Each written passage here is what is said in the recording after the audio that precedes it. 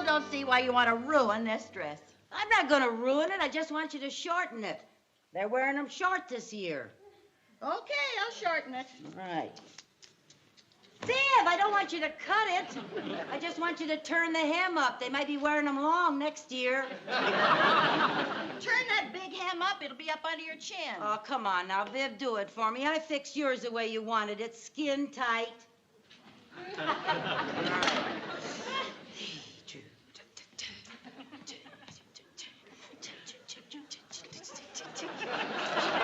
Oh, boy, I sure want to wow him at the country club tomorrow night. Lucille, would you mind sitting this dance out? Come on, slow down, girl. I'm sorry. I'm so excited about the dance. Every eligible bachelor in town will be there. Yep, all 2 of them. Come on now. You know you're just as excited about this dance as I am. Uh-huh. You know, it's going to be a real fancy do. They're having a buffet and a reception line. Yep. Mm-hmm. And they're even having a doorman announce the people. Mm-hmm. Mom? Yes, dear? The guys want to know what time next Sunday morning. Oh, time for what Sunday morning? Don't you remember? Well, sorta. Gee whiz, it's Sitting Bull Day for the Indian Braves. You're supposed to take the whole tribe out to the fairgrounds. 9 o'clock, dear. Oh, I almost forgot. Forgot? How could anybody forget Sitting Bull's birthday? Oh, for heaven's sake, Viv. I've been so excited about this dance, I've been neglecting my kids. I completely forgot about Jerry's Indian outing. Lucy, you've been to 10 tribal functions this month. Even a real Indian could forget one. Isn't this hem too low? No, the hem isn't too low. Your ankles are too high. Mother, Yeah, dear. don't worry if I'm not home for lunch. Oh, okay. Got a skating date? Well, not exactly. I'm going skating by myself. Alone? Why no date? Because I broke up with Wendell. Who's Wendell? Who's Wendell? Mother, Wendell is the boy I was going steady with for 3 whole days. Oh, Viv, this is terrible. I'm a terrible mother. I didn't even know about Wendell. Lucy, don't feel bad, honey. It's easier to keep track of the French presidents than it is a teenager's boyfriend. Well, it worries me. Chris and I are getting farther and farther apart. Oh, now you still fit in lots of her clothes. Oh, come on now, be serious. I hardly do anything for Chris anymore. You do, too. Name one thing I do for her. Well, you send her to the store a lot. You see what I mean? And she's at such a critical age. Gee, it seems like overnight she took her fingers out of her mouth and stuck them in a telephone dial. So she's growing up. Well, it's not that simple. I've just got to start doing more things with Chris. Now, what more can you do? Well, for one thing, I could have gone roller skating with her. Roller skating? By golly, that's just what I'm going to do. I'm going down to Carlisle's sporting goods store and buy some skates. Now, listen, Lucy. Mr. Mooney said if he caught you buying one more luxury item, he was going to kill you. Oh, Mr. Mooney, and he's not going to catch me. All I'm going to buy is skates, and those are a necessity if it's going to bring me any closer to my daughter. Come on, get me out of this. Oh, Lucy, this is so silly. Come on, you zip don't know it. how to skate. Well, you it'll all haven't come- been on a pair of skates for years and years. Never mind, years. never mind, babe. It'll all come back to me. Oh, it'll all come back to yeah, you. I'll practice a little before I go with Chris. You better practice. Come on, let's get going. Okay, wait till I fix my hair. Oh, come on, Viv. You're not going to worry about your hair. I am not going to go downtown with all these curlers in my hair. No one is going to see you but Mr. Carlisle, and he's 80 years old. Yeah, but he's one of the 2 eligible bachelors in this town. Oh, Lucy, single women can go down. I'm looking for a husband. Oh. Married women don't dare go down. Oh. Why, I have to come all the way downtown with you just so you can buy a pair of skates. I have other shopping to do. Oh, Viv, just stay with me for a few moments, and then you can do your other shopping. Okay. Just don't let me buy anything but a pair of skates, that's all. Oh, I will do my best. Mr. Carlisle? Mr. Carlisle? May I help you? Oh, You're not Mr. Carlisle. Not unless there's a fountain of youth behind that curtain. No, I'm Walter Kendricks. Mr. Carlisle's out to lunch. May I help you? Oh, you mean you work here? Yes, Mr. Carlisle has just hired me. Well, if you work here, you must live here in town. That's right. Well, how does your wife like it here in Danfield? I'm not married. Bingo! You want a bingo set? No bingo set. No. I'd like a pair of roller skates, indoor roller skates. All right, I'll show you what I have. You don't have to take the curlers out of your hair. Well, I thought we looked all right to come to a sporting goods store. We do. We both look like Yogi Berra. How is this for style? Oh, that's just fine. Now, what size do you take? 5.5. You know you take an 8. I will get my foot into a 5.5. What are you going to do with your toes? Carry them in your pocket? Never mind. Would you follow me, please? Oh, would I? I know I'm riding the skates.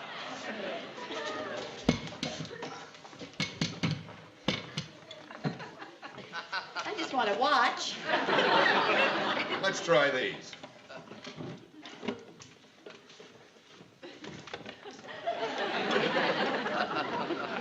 It seems tight. Oh, no, it's fine. It's fine. Really, Mrs. Carmichael. But you can call me by my first name, Lucy. My name's Vivian, but you can call me Viv. You can call me anything. Anytime. Doesn't that seem a bit tight? No, it's fine. What makes you think it's tight? For one thing, I can't get the shoehorn out. Oh, well, once you get the shoehorn out, it'll be fine. You know, someone with feet as nice as yours should be sure and get a good fit. Oh, really? Well, of course. In Europe, long, slender feet like yours are a sign of great beauty. I wear a 9.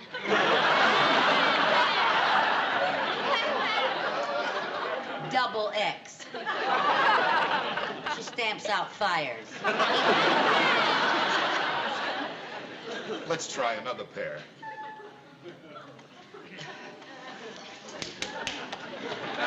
I want to take special care to see that you get a good fit. Oh, thank you.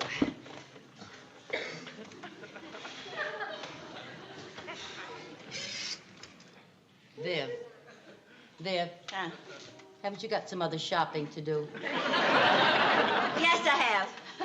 Right here. I've suddenly gotten terribly interested in sporting goods. Besides, honey, I want to stay right here with you and see that you get a good fit.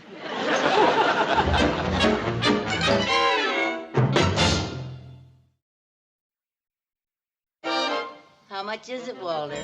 That's $59.60 for you, Lucy, and $8.50 for you, Viv. You sure are a good adder, Walt. Charge it. All right. Mine, too. I'll get your other packages. Okay. Oh, boy, were you ridiculous buying all those silly things. This you could talk a little longer to Walter. I was ridiculous. You're the one that bought the 3 bean bags and the polo whip. Well, you never can tell when you might want to whip a polo. Here you are. Well, thank you. Well, don't forget the dance tomorrow night. You'll be there. Oh, I wouldn't miss it for the world, especially if both you ladies will be there. Yeah, we'll be there. Goodbye. Bye, Walter. So long. Bye. Mr. Mooney!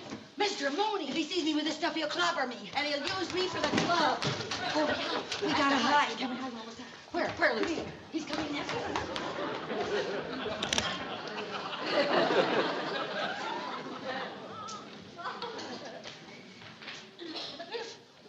Hello? Anybody here? Yes, sir. May I help you? Oh, yes, I'm having a shotgun repaired and some compressed air cartridges put in my inflatable boat. Oh, yes. You're Mr. Mooney. Yes, Mr. Theodore Mooney. J., yes. Your boat is all ready for you, sir. I put in a new cartridge, and I fixed the release for you. Oh, good. Now, Thank you. your shotgun's been prepared, but it'll take me a little while to assemble it. Well, that's all right. I'm in no hurry. You just take your time. I'll browse. Yes, sir.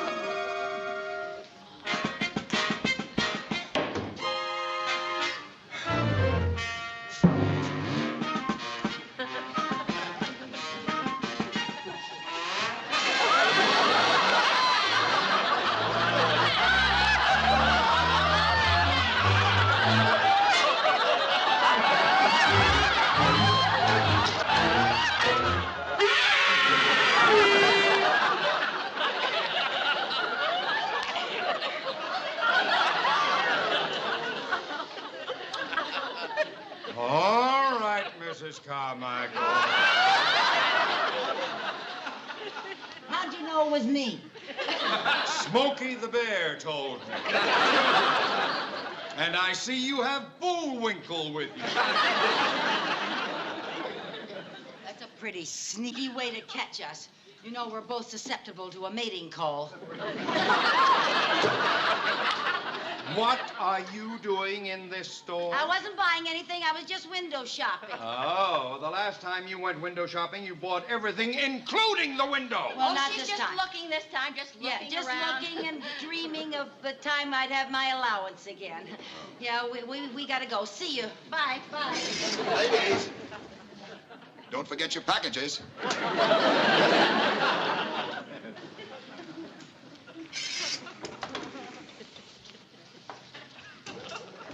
Mrs. Carmichael, you have been on another buying spree. No, I haven't. Why must you go through a store like a shark through a school of herring? Well, I'll see you later. Oh, no, don't go! Don't!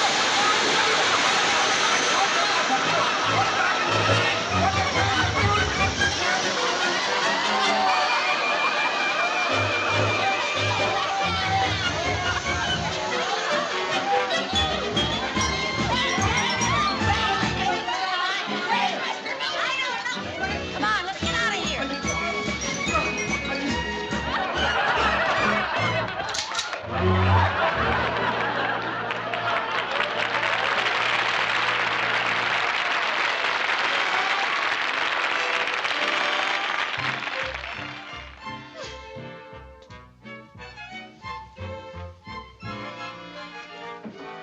Aunt Pep? Yeah? Where's Mom? She's out. She'll be back pretty soon. Oh, has she got a surprise for you? Ooh, what kind? Now, if I told you, it wouldn't be a surprise, would it? Chrissy, Yeah? give me a bite of your cake. I thought you were on a diet. Only during meals. Now, come on, Chrissy, just one bite of that cake. Hello? Oh, hi, Audrey. No, she isn't here. She's out roller skating. Yes, roller skating. I know. She thought she and Chrissy were doing it.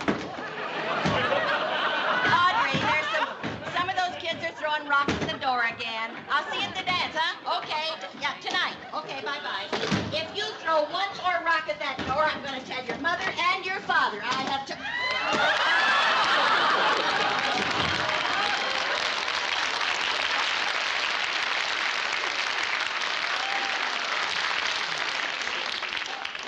What happened? Everything.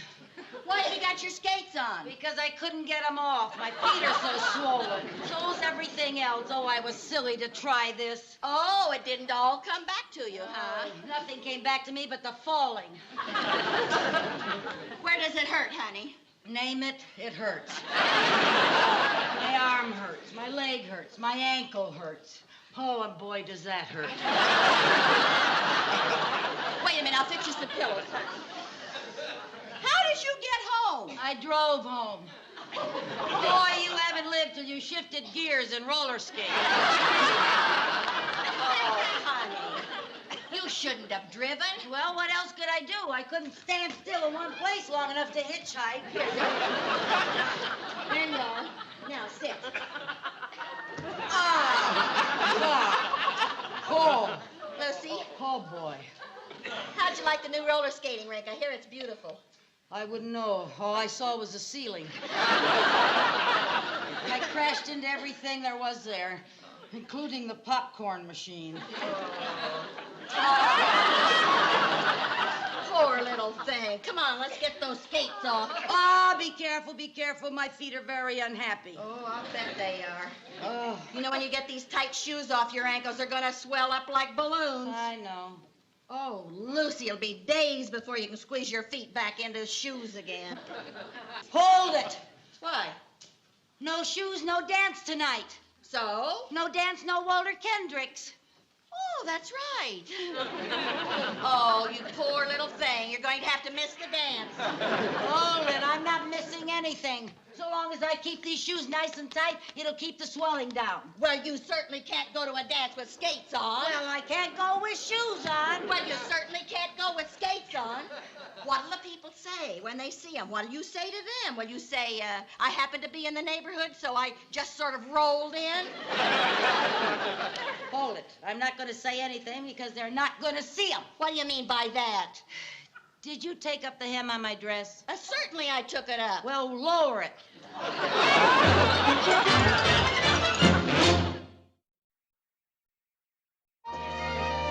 Mr. and Mrs. Tom Baldridge. Mr. and Mrs. Robert Moorer.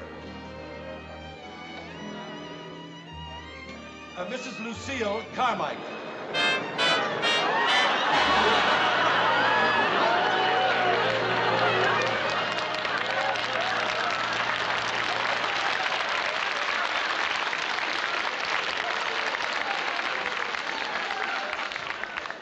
Good evening, Mr. Mooney.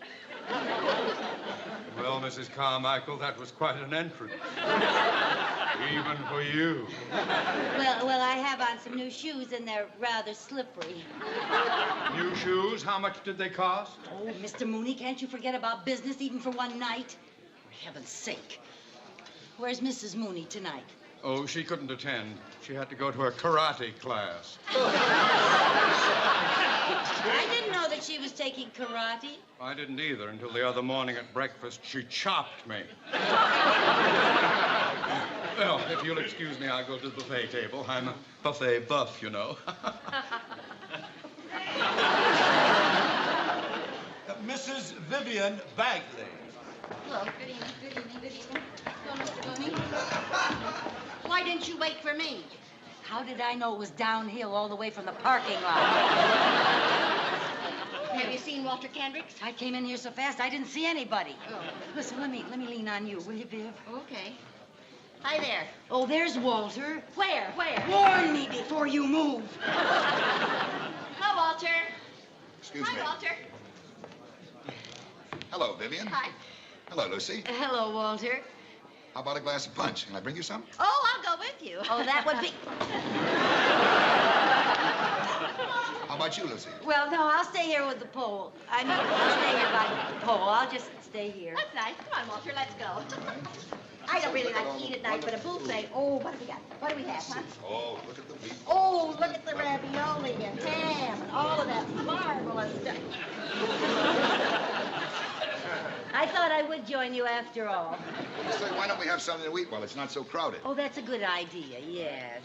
Yes, oh, everything looks so Here you are, wonderful. I think I'd like some meatballs and, oh, a little piece of that ham and some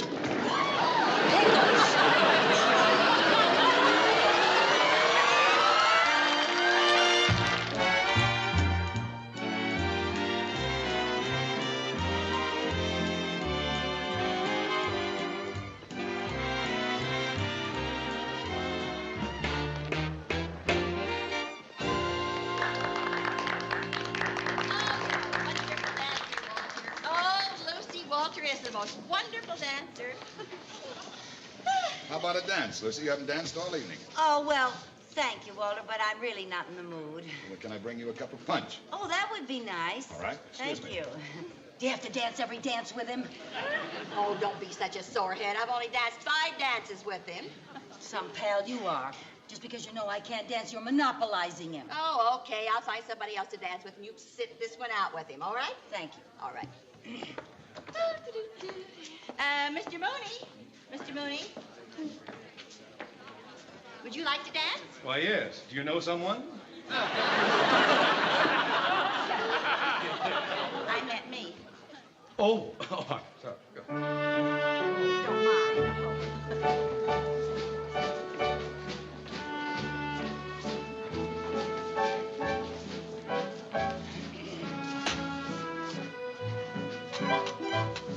Waiter, would you help me up, please? Of course.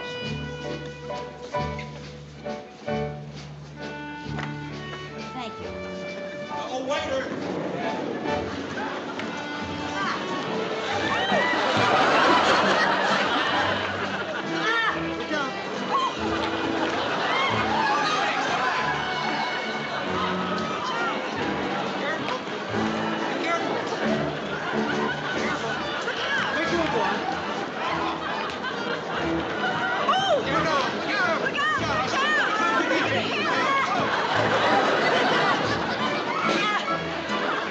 I decided to dance.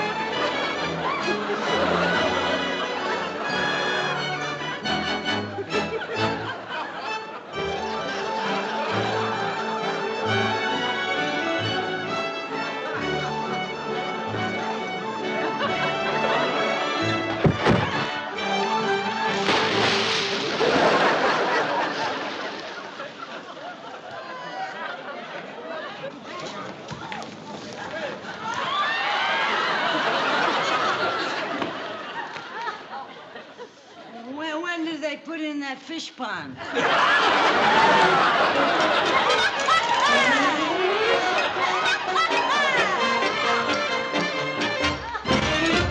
Now, our next talent discoverer is a lady, Mrs. Lucy Carmichael. Mrs. Carmichael?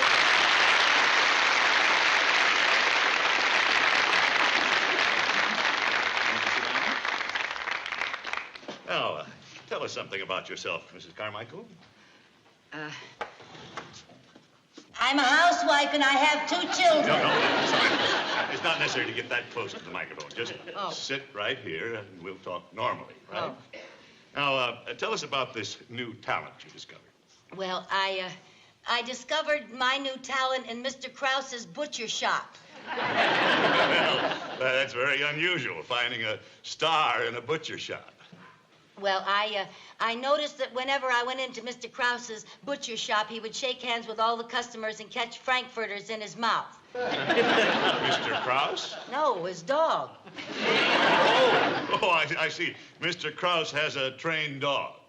His name is Beauty, and he does so many tricks. He can walk on his front paws, and he dances on his hind legs, and when Mr. Krause plays the harmonica, he howls like the Beatles.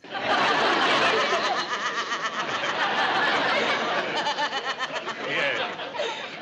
Mrs. Carmichael. Mrs. Carmichael, tell me, if your Mr. Krause and his dog should win our first prize, what do you intend to do with your half of the $100? Have my plumbing fixed. Well, I guess that's a very practical use. Yes, the hot water comes out of the cold water faucet, and the cold water comes out of the hot water faucet, and nobody ever comes out of the bathroom. Now, ladies and gentlemen, here's another talent discovery, Mr. Krause and his trained dog, Beauty.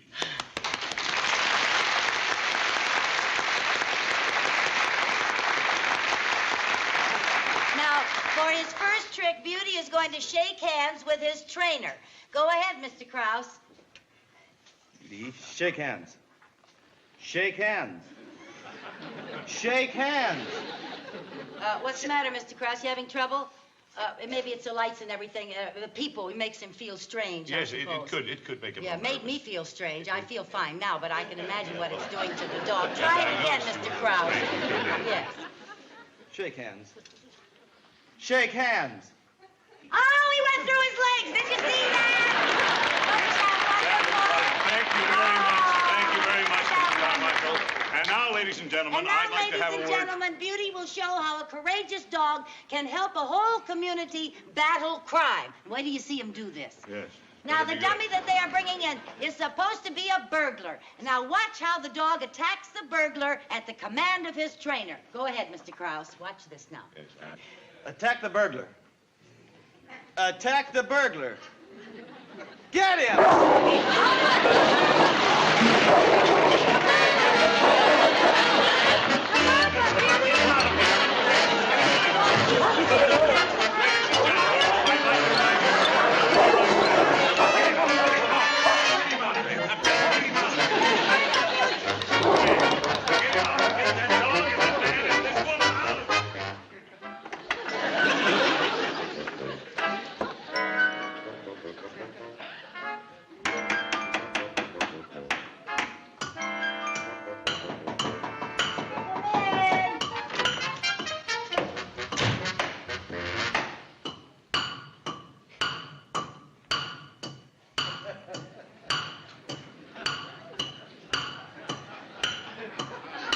Mrs. Carmichael, Yeah?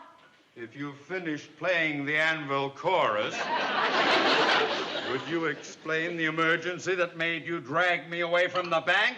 Well, I'm having trouble with my plumbing. Mrs. Carmichael, any normal woman faced with that situation would send for a plumber, not a banker. Oh, I know that, but today to get a plumber, you need a banker. I just sent for a plumber, so I need money to pay him. Oh, I hope that's him now. Come in.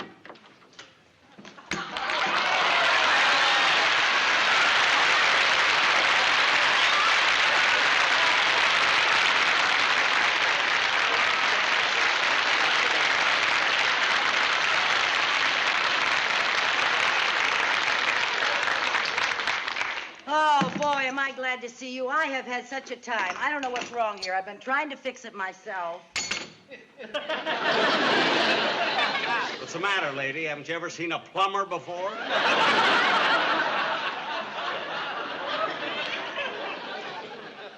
Do you know that you look exactly Now, like... wait a minute. Will you stop that already? But you do. Look, every place I go, people tell me that I look exactly like him. Yes, you do. Yeah, well, look, I'm not him. My name is Tuttle, Harry Tuttle. But you're amazingly like him. You look enough like him to be his twin. Look, you're paying me by the hour, see? And I want to give you service. I don't want to give you a conversation. Now, where's the leak, lady? Well, it's not a leak, but the pipes are mixed up in the sink. Well, I'll get to that right away. You know, I didn't mean to get so mad, lady, but you know what bugs me? What? 3 billion people in the world, and I gotta look like him. Well, I should think you'd be happy to look like Jack Benny. He's very popular in banking circles, you know. I've done business with him myself many times. Oh, does he have money in your bank? He has money in every bank. You can say that again. Well, let's see what's going on here.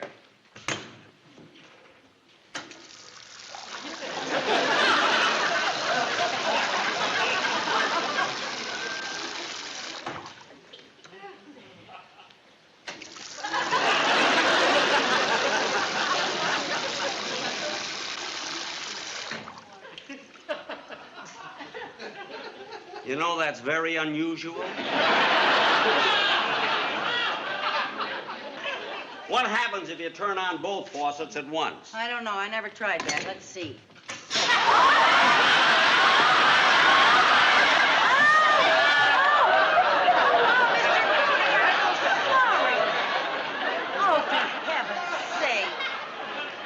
I don't know. I've been a plumber all my life. It's the first time I've seen anything like that.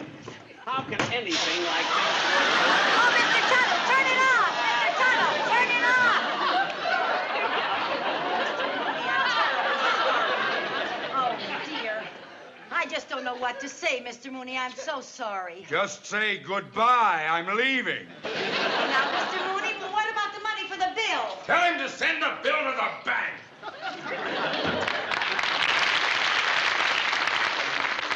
Gee, Mr. Tuttle, I hope you don't mind sending your bill to the bank. Ah, don't worry about it. It's nothing. What's money? It's nothing. Boy, you may look like him, but you sure don't sound like him. And you know, that's what makes me sorry that I look like him. What do you mean? His reputation. You know that I can't go into a restaurant and have waiters wait on me because they think I'm him. Is that so? You know, at the trains, the porters won't take my luggage. You know, every time I get my shoe shined, the boy makes me pay after each shoe. Oh, for heaven's sake. Well, of course, I've always thought he was very funny. There's only one thing funny about Benny. He walks like my sister.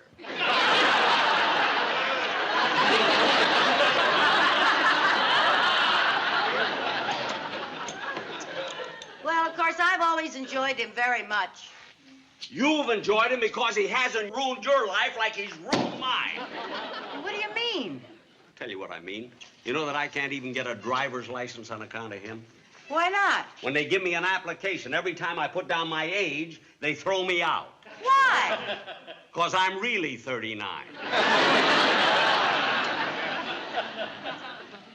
Well, you know, now that I look at you closer, you look much younger than Jack Benny. Thank you.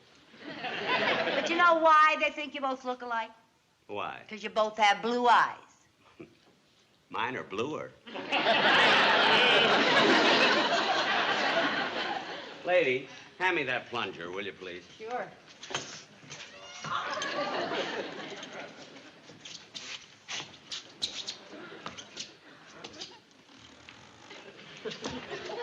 I can't get this thing to budge. Yeah, I'm sorry I slammed it down so hard, but that's what happens every time I get mad at him. Really? Yeah. Well, look, a little water will loosen that up. Yeah, be careful of those faucets. Now, look, don't tell me my business. You know, I'm a plumber. I know what I'm doing. Oh, okay. I'll have that fixed up. Don't worry about it. Gee, I think I see what's wrong with it right away. I think I got it now.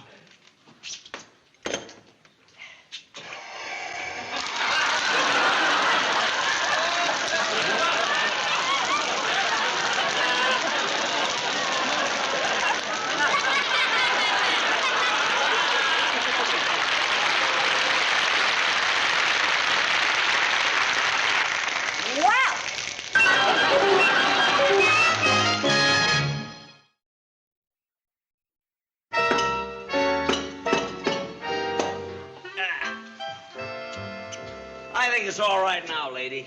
Try it. Okay. Oh, yeah. That works great now. She didn't take you long to fix it. Yeah, I'll be back tomorrow and check it for some more leaks. Okay. Yeah, I'm sorry about that plunger. Oh, don't worry about it. How much is the bill? There it is. I only charge you $6 for my services. Oh, well, that sounds very reasonable. Thank you. $12 for my plunger. $12 for an ordinary plunger? Well, look, when you return it, I'll refund your money. Oh, okay. Well, it'll probably get loose when the weather's a little warmer. Well, goodbye. Bye. Thank you. You're welcome.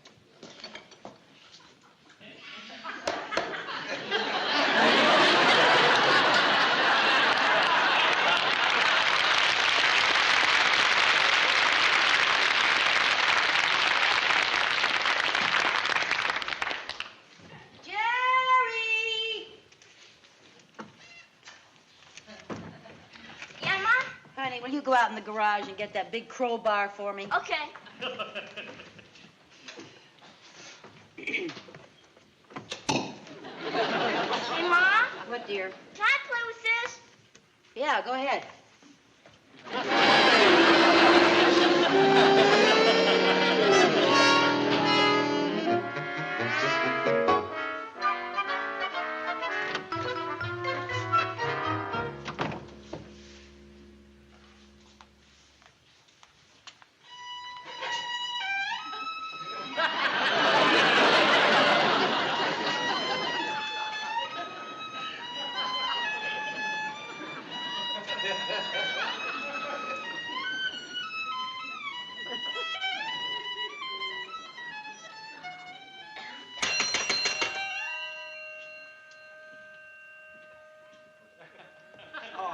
Hello, Mrs. Carmichael. You are Jack Benny. Now, please, don't start that again, will you? Oh, stop acting. I'm not going to tell anyone. Gee, Mr. Benny, if you wanted to become a plumber to pick up a few extra bucks, that's your business. Mrs. Carmichael, once and for all, please believe me. I am not Jack Benny. But the violin. That's the worst blow of all. What do you mean? Because of Jack Benny, I'm a plumber and not a concert violinist. I'll give you credit for bringing back that plunger. Thank you. Did you study to be a musician? Are you kidding? I was a child prodigy. Really? At the age of 4, I made my debut at Carnegie Hall. I can still remember that night. While I was on the stage, I had to stand on a chair. Oh, so the audience could see you, huh? No, so I wouldn't trip over my curls.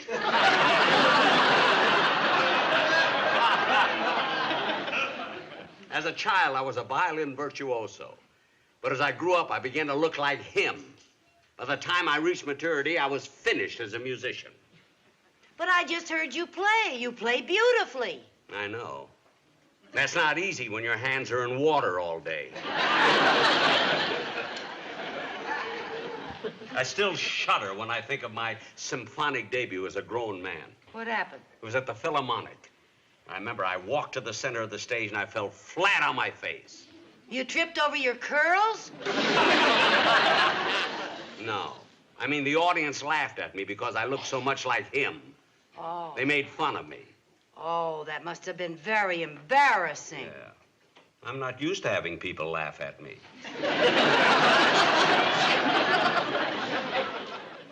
From then on, it was the same every concert I played. So you had to become a plumber, huh? Yeah. To think that these hands have gone from Bach, Beethoven, and Brahms to sinks, sewers, and cesspools.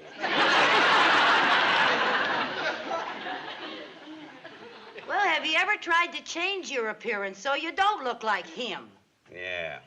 Once I tried. I tried growing a mustache. Then I looked like Hitler. Even that was better than looking like him. My mother made me shave it off.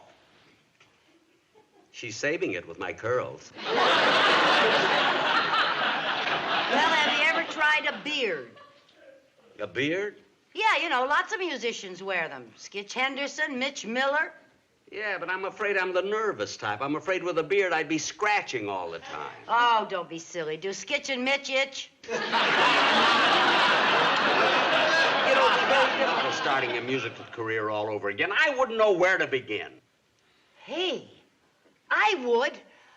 Did you ever see a television show called the Talent Discoverers Show? Yeah, I watch it all the time. You think I could get on it? I think you could, yes.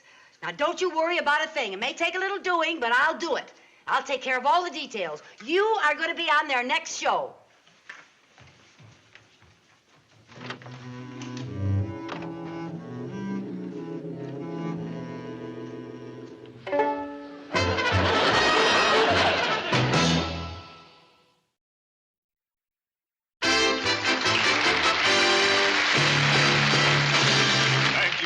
Gentlemen, and welcome to another Talent Discoverers show.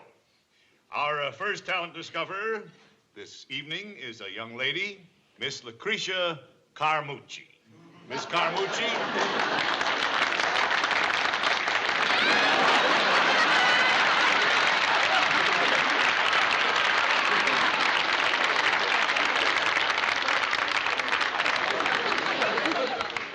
Right over here, please. Sit down. I think it might be better if you sat here in the chair, Miss Carmucci. Yes.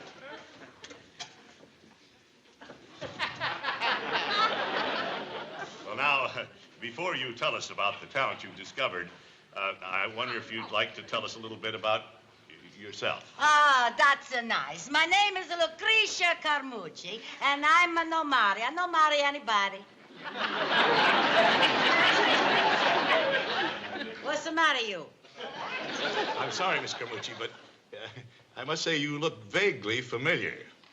How's it, Doc? I said you look familiar. You Americanos. All the time you're giving the girls the same old line. Haven't we met her before someplace? I know nobody. I just come here from Italia. From Italy? Si. Un piacere di conoscerla? Ah, paisan. That's not a nicer thing to say in front of all these people. Oh, I was merely saying that it was a pleasure to meet you. Oh, I know. What do you say? But it's the way you say it, you little rat. Miss Carmucci, will you tell us about the talent you brought? Well, he's a player very nice a violin. Oh, he's a violinist. No, he's a plumber. He's a what? He's a plumber. Oh, a plumber, you mean? A plumber. That's what I say, plumber. Well, what's his name? His name is Harry Toodley. Oh, yes. It's Harry Tuttle, ladies and gentlemen. Harry Tuttle. Harry Toodley, Well, that's very interesting. A plumber violinist. Is he good? Is he good? He's a wonderful. He fixes my pipes in 5 minutes.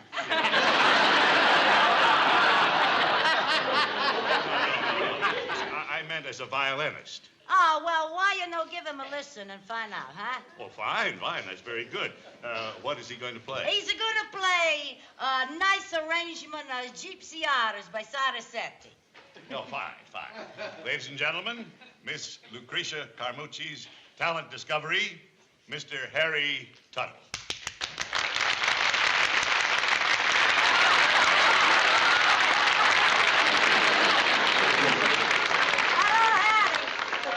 Hello, Harry. He's a nice fella, Harry. Grazie.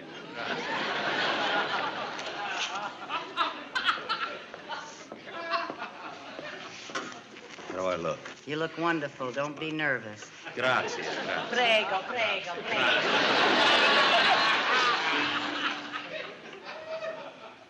If you please, maestro.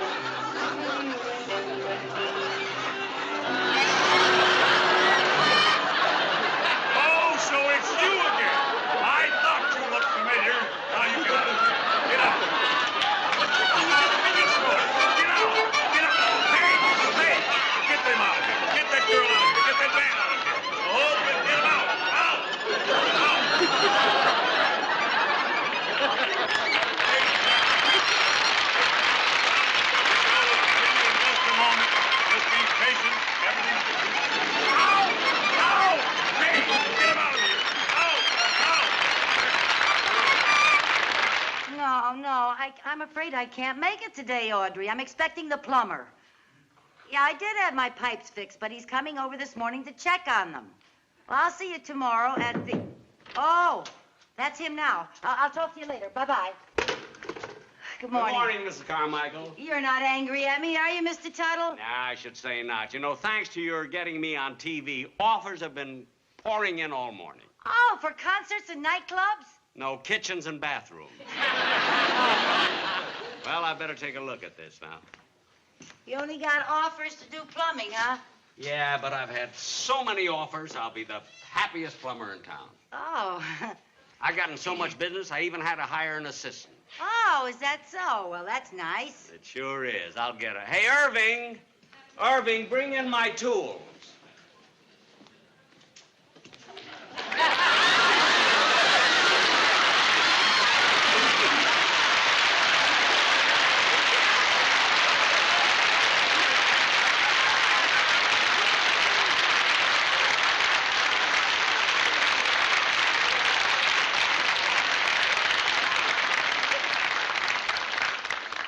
Do you know that you look exactly like... Look, please don't start that, will you?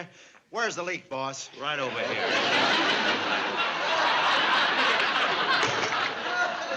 Where? Right there, right there. What's the matter, lady? Haven't you ever seen an assistant plumber before?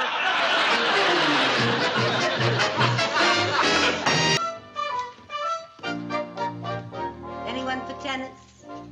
Oh, Lucy, you look adorable. It took me 6 weeks to save enough to buy this outfit. Pow! Wow. I may not be any good at the game, but at least I look like a tennis player. Oh, I should say you do. You're a regular Patty Berg. Isn't she a golfer? Oh, it doesn't make any difference. All I know is that you look just absolutely great, girl. Thank you. Think I'll serve a few? Wow. Yeah, right Now, back. take it easy there. Don't wear yourself out before Bill calls for you. Don't you worry about me. You know, Viv, you ought to exercise more. It's very good for your figure. Why should I exercise? My figure's just the same as it was 20 years ago, only a little more mature. Well, it looks like you've matured more in some spots than others. Okay, you've made your weekly crack about my weight. I'll go on a diet tomorrow. Okay. Right at you, boy. Too bad, old man. Better luck next time. You won, huh? Yeah, I won. Lucy, What? how serious is this thing between you and Bill?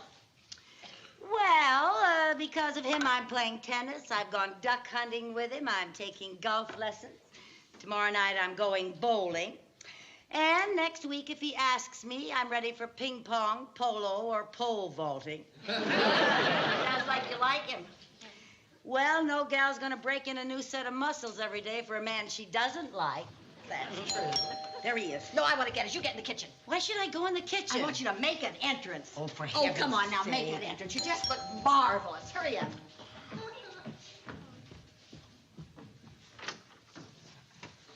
Why, Bill! Hi, Bill. How are you? Why, for heaven's sake, what a surprise.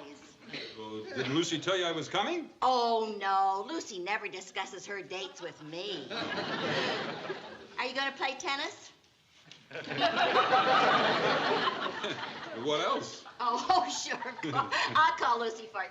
Lucille! Bill's here. Oh, hi, Bill. Hi, Lucy. I didn't know you were... Oh, Lucy, what an adorable tennis outfit.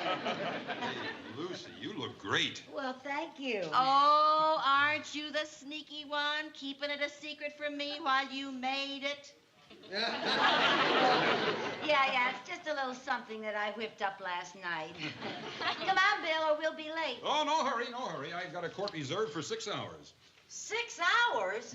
Isn't that a little long? I haven't played in years. Oh, it'll all come back to you. After all, it shouldn't be hard for a girl that was captain of her college team. Captain? Bill, you promised not to mention that. You mean you never told Vivian about that? Oh, now you know, Lucille. She's so modest. Oh, there are hundreds of things about herself she's never told me. Now, you two, run along and enjoy yourselves. Okay.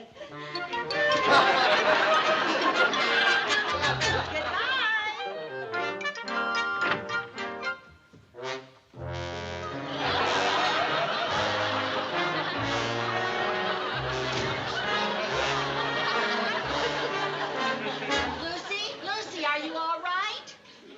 Oh, fine. I always walk like I just got out of a train wreck. Oh, you poor little... Don't touch me. There isn't a part of me that isn't bruised, broken, or bent. You better sit down. No, thank you. I'll stand and keep moving. At the end of the game, I tried to jump over the net, and I didn't quite make it. Well, here, honey, at least let me take your racket for you. Let go of it. I can't. I think rigor mortis is setting. You can't let go of it? No. Oh, here, let me help you, honey. Take that finger. Ah. Ah. You have to get it out. Ah. Oh, honey, you better go right upstairs and take a good hot bath. That's just what I'm gonna do, girl. Oh. Hey, Viv. Is it possible for a man in his 40s to be drafted overnight? I don't think so. Oh, darn it. I'll have to go bowling with Bill tomorrow night. Oh, dear. And next week I'll have to go through the tortures of badminton and bicycling and bronco busting and ping pong, polo, pole vaulting, and parachute jumping.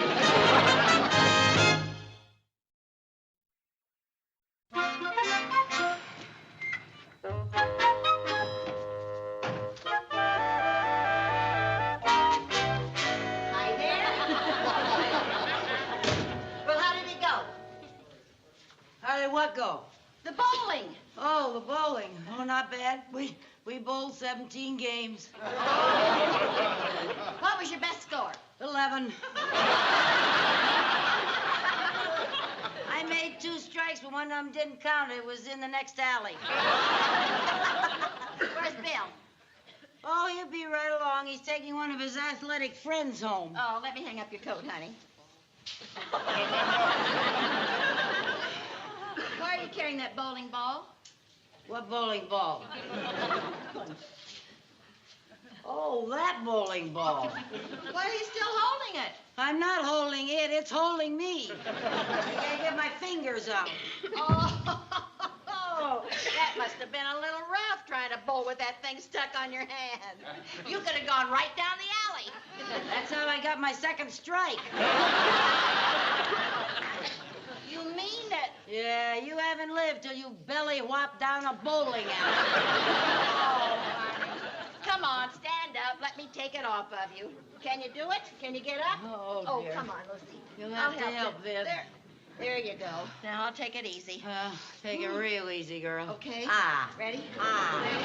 Ah, ah, Okay. ah, ah. There you go. Oh.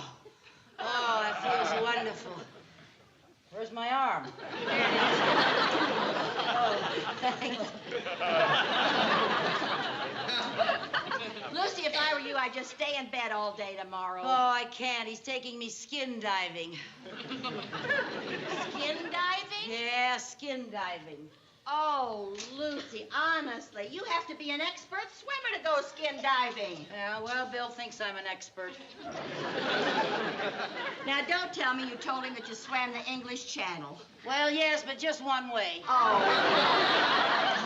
Over. I didn't say I swam back. Oh, honest, Lucy, when are you going to learn to keep your big mouth shut? Well, what could I do? I wanted to keep seeing him, and the only thing he's interested in is sport. Well, for heaven's sakes, use your head a little and tell him that you're good at some sport that's out of season, like winter sports. Oh, I'm not good at winter sports either. I know, but at least you have a couple of months' time to take some lessons and learn how to do something. Yeah.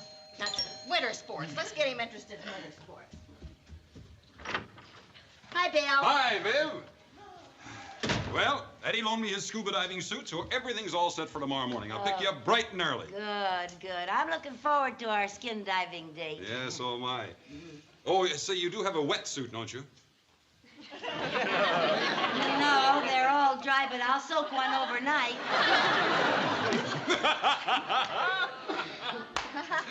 Oh, Lucy, you have a great sense of humor. Oh, Bill, it's just a shame you can't see Lucy at something she really excels at, like winter sports. Winter sports? Uh-huh. Lucy, you didn't tell me you were good at winter sports. Well, I didn't want to say anything about it, but that's where I really shine, you know, figure skating and tobogganing and skiing. And... Skiing? Oh, yes. That is my favorite sport, skiing. Say, do you shush? And I shush. Of course I shush.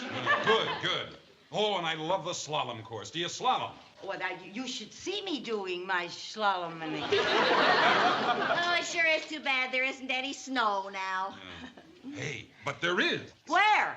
There is. We're in luck. They had an early snowfall up in the Adirondacks. I've got an idea. A great idea. We're going to cancel our skin diving. Oh. I'll pick you up about 4 o'clock Saturday morning. 4 o'clock? 3? No, 4's fine. I'll see you then.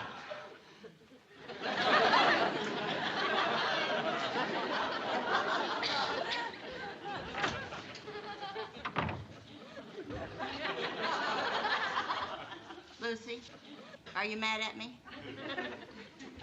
Mad, no. Furious, yes. Got me into this Vivian Bagley, and you better know how to get me out. Well, Vivian, have you thought of anything? I'm thinking. I got it. What?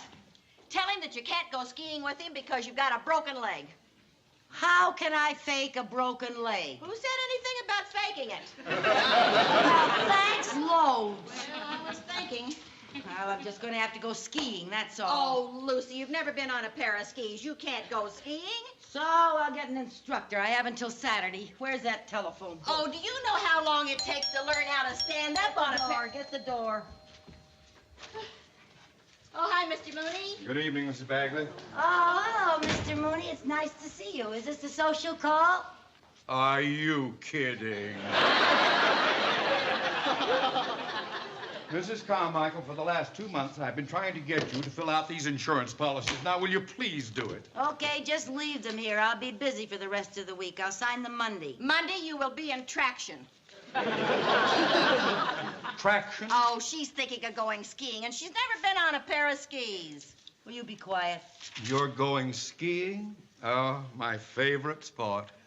I didn't know you knew how to ski. Is it hard to learn? No, it's very simple, really.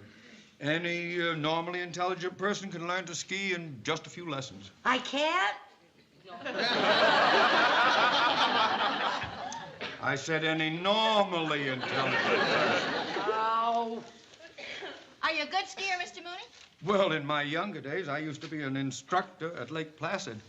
You used to be an instructor? Well, then you can teach me how to ski.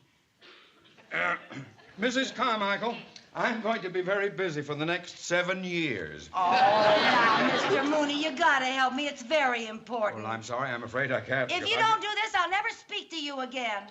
Promises. All right, if you do help me, I promise not to bother you again for a whole year. It's a deal. Thank you. Mr. Mooney, is it kind of dangerous to ski for a beginner? No, not at all. Why, last year, I took my mother-in-law up to the Adirondacks. Now, she had never been on skis in her life. And first time out, she went right up to the top of the mountain, went straight down, took off at the jump, soared into space in a perfect arc, and landed right at the bottom. Yeah. She did? Broke every bone in her body. Mr. Mooney, now that means that it is... Vivian, he's just teasing. Now, that didn't really happen to your mother-in-law, did it? No. Just wishful thinking. See? Mr. Mooney, when can you give me my first lesson? Well, I'll be free tomorrow afternoon. Ah, it's a date. I'll expect you right here. All right. Let's see, now, what kind of equipment will I need? Well, skis, poles, boots. Bandages, splints, and a hospital reservation. You be quiet.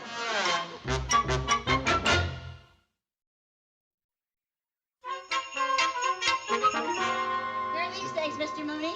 Oh, thank you very much. And here's the book of instructions. You can follow along. Oh, thank you. All right, now, Mrs. Carmichael, you can stand up.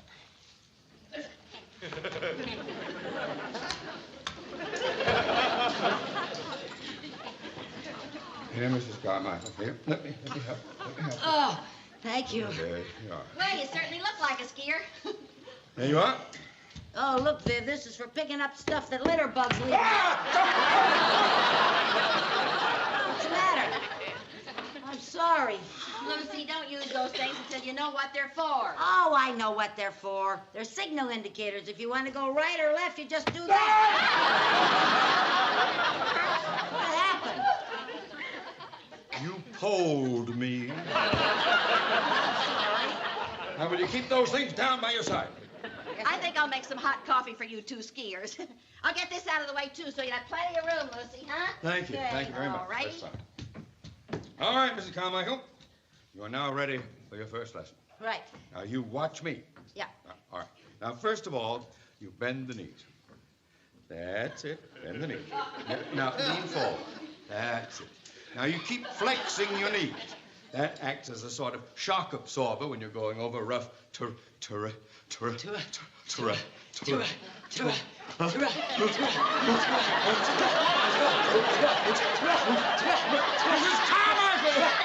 Mrs. Carmichael! What are you doing?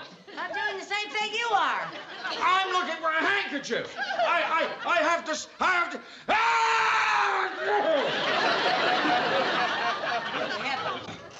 All right, now, Mrs. Carmichael, we are going to learn to walk on skis. Oh, walking ought to be easy for anybody.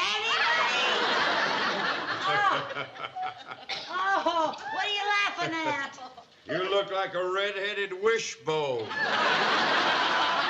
Mooney, get me out of this. Oh, all right. Oh.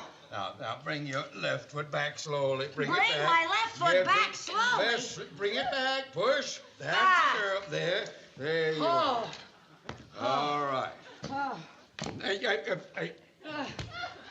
I'm sorry. All right. Now then. Wasn't so easy, was it? No. I will show you how to walk on skis. All right. Back up, back. Wait until I tell you to move. All right. All right? Now, we do a little turn like this, and then we're ready to go. All right. Now, follow me.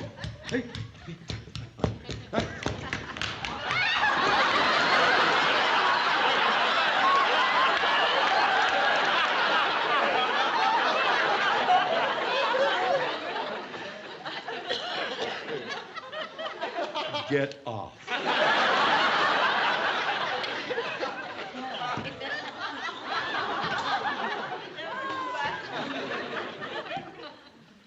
How do you get off?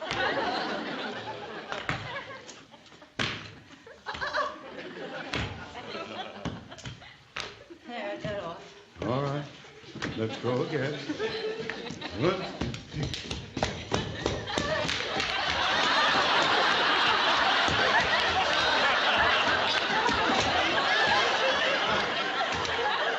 Come on.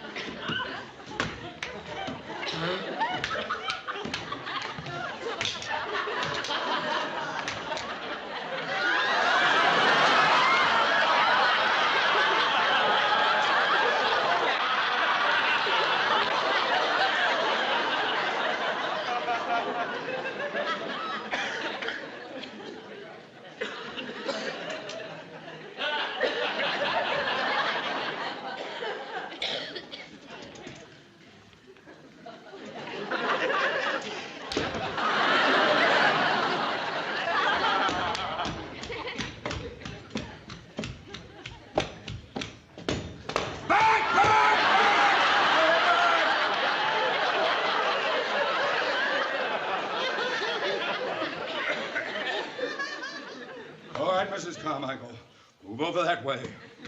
Since you're going to turn in spite of everything, we will learn a kick turn. Kick A turn. kick turn. Now, it's just what it implies.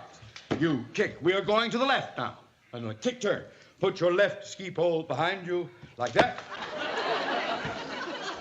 Behind you, behind you. Oh, my left. That's it.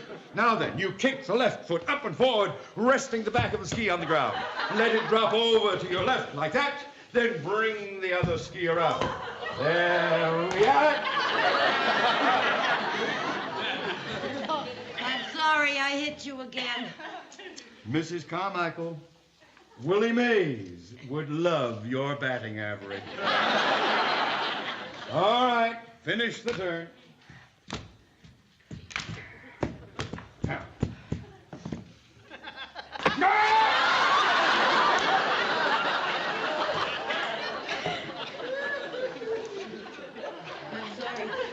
Congratulations, Mrs. Carmichael. Oh, what for? For the last 15 years, my doctor has been trying to get me to give up skiing. And you have succeeded in 5 minutes. I'm through. Oh, Mr. Mooney! No. Oh, Mr. Mooney, now you promised to give me a lesson. I'm not going to break my limbs. Well, how do I get out of this? I would suggest that you sell the skis. Mr. Mooney. Oh. Oh, Mr. Mooney, that's not nice now. You promised. Oh. Listen. Yes, he's here. Mr. Mooney, it's for you. It's for me. Oh.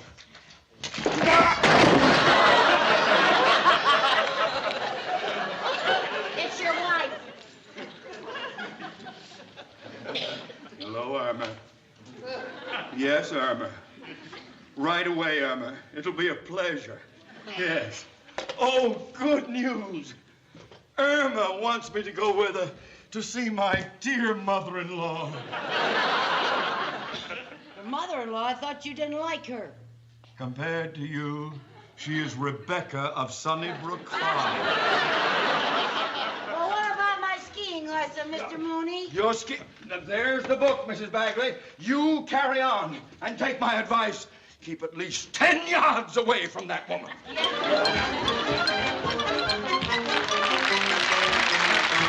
There you go, up the hill. Hey, you're coming along fine, Lucy. Yeah, that's doing fine. There's someone coming. Lucy! What? Bill just drove up in the driveway. Oh, no, he can't see me on skis. He'll know I've never skied before. That's right. He can't see me practicing. What'll I do? Just take them off, honey. Take them off. What'll I do? I can't get the clamps undone. Well, hide someplace. Hide on skis? Yeah, hide upstairs, honey, upstairs. Hide upstairs. Hide upstairs. I'll go. The house. Come on now, go on up there. Go on up. She says, have you ever tried to go upstairs on skis? Here, get in the closet. Get in the closet. Shut the door.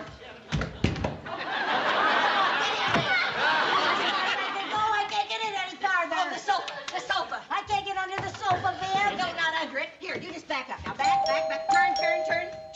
Turn. Now back. Atta girl. That's it. Just a minute. I'm coming.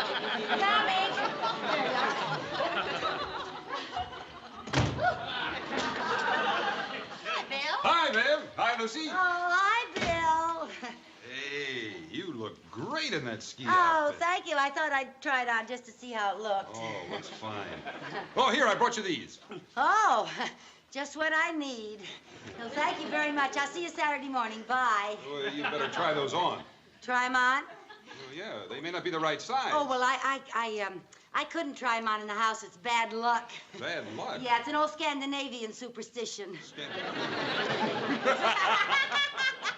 Oh, Lucy, you've got a great sense of humor. She is a barrel of laughs, isn't Oh, she? she sure is. Boy, I can't wait for Saturday to go shushing down those steep slopes. Yeah. I'll see you about 3 a.m. 4 a.m. Okay, 4 a.m. You be on time. Bye, Bill. Bye. Okay, let's get back to that herringbone. Oh, Vivian, forget it. That's no good. You heard what he said. I gotta go down a steep slope. Now, where can I practice on a slope? I need a steep slope. The roof, that's very steep. The roof? Are you kidding? Well? Oh, heavens. Wait a minute. Here, Yeah? I got an idea. You got an idea? Yeah, step up. What Step about up. Lucy? Help me get my skis off. What are you going to do? Listen, you know those packing boxes we've been saving for... Are you out of your cotton picking mind? You sure you want to go through with this? Don't worry, everything will be all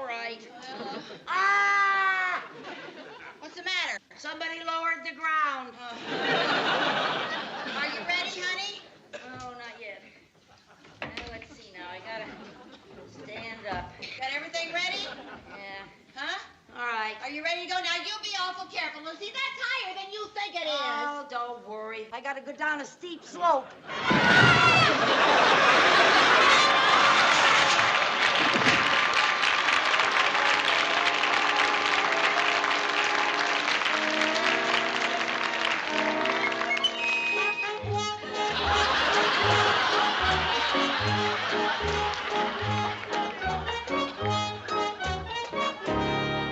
All I did was bend over to tie my shoelace.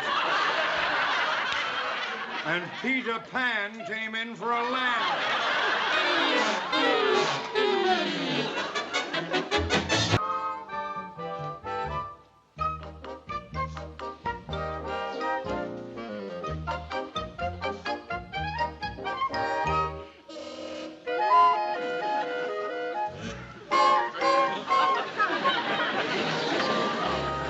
You know I've always wanted a fur coat, and I can't let a bargain like this go by.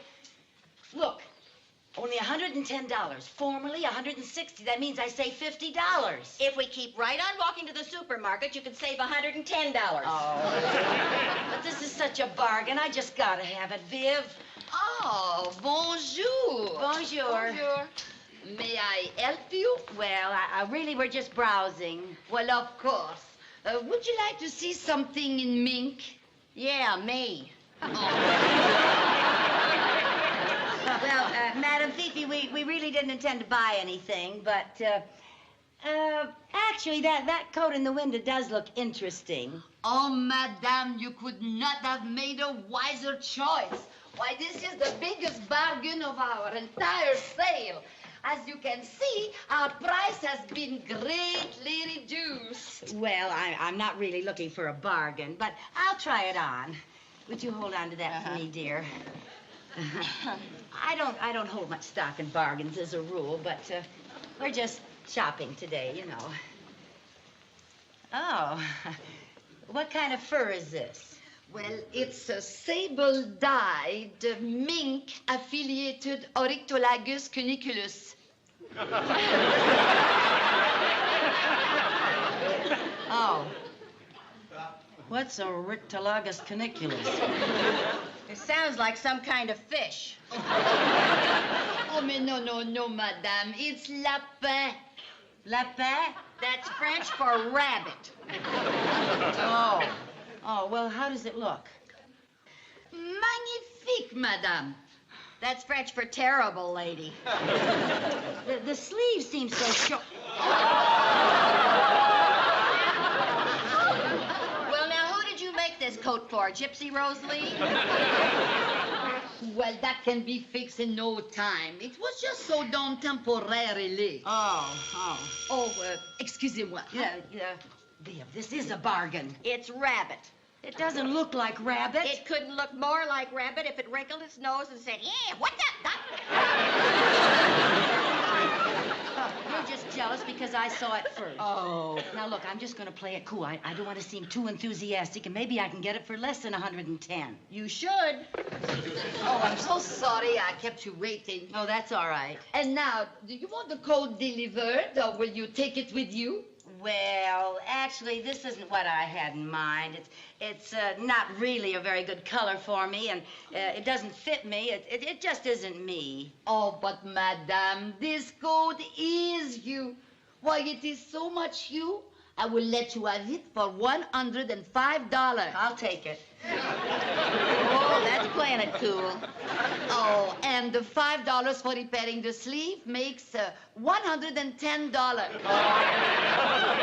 Nice going. Well, I'll send it to you this evening. thank you. You can send it to Mrs. Lucille Carmichael, 132 Post Road. Oh, dear. I seem to be a little short on cash this morning. Viv, darling, you don't happen to have $110 on you, do you? No, how did you know? Oh, don't bother, Mrs. Carmichael. You can stop in tomorrow and pay for it. Oh, thank you very much. I will have the sleeves fixed. Au revoir et merci. Thank you. Thank you. Oh, don't bother, Mrs. Carmichael. You can stop in tomorrow and pay for it. With what? You haven't got $110.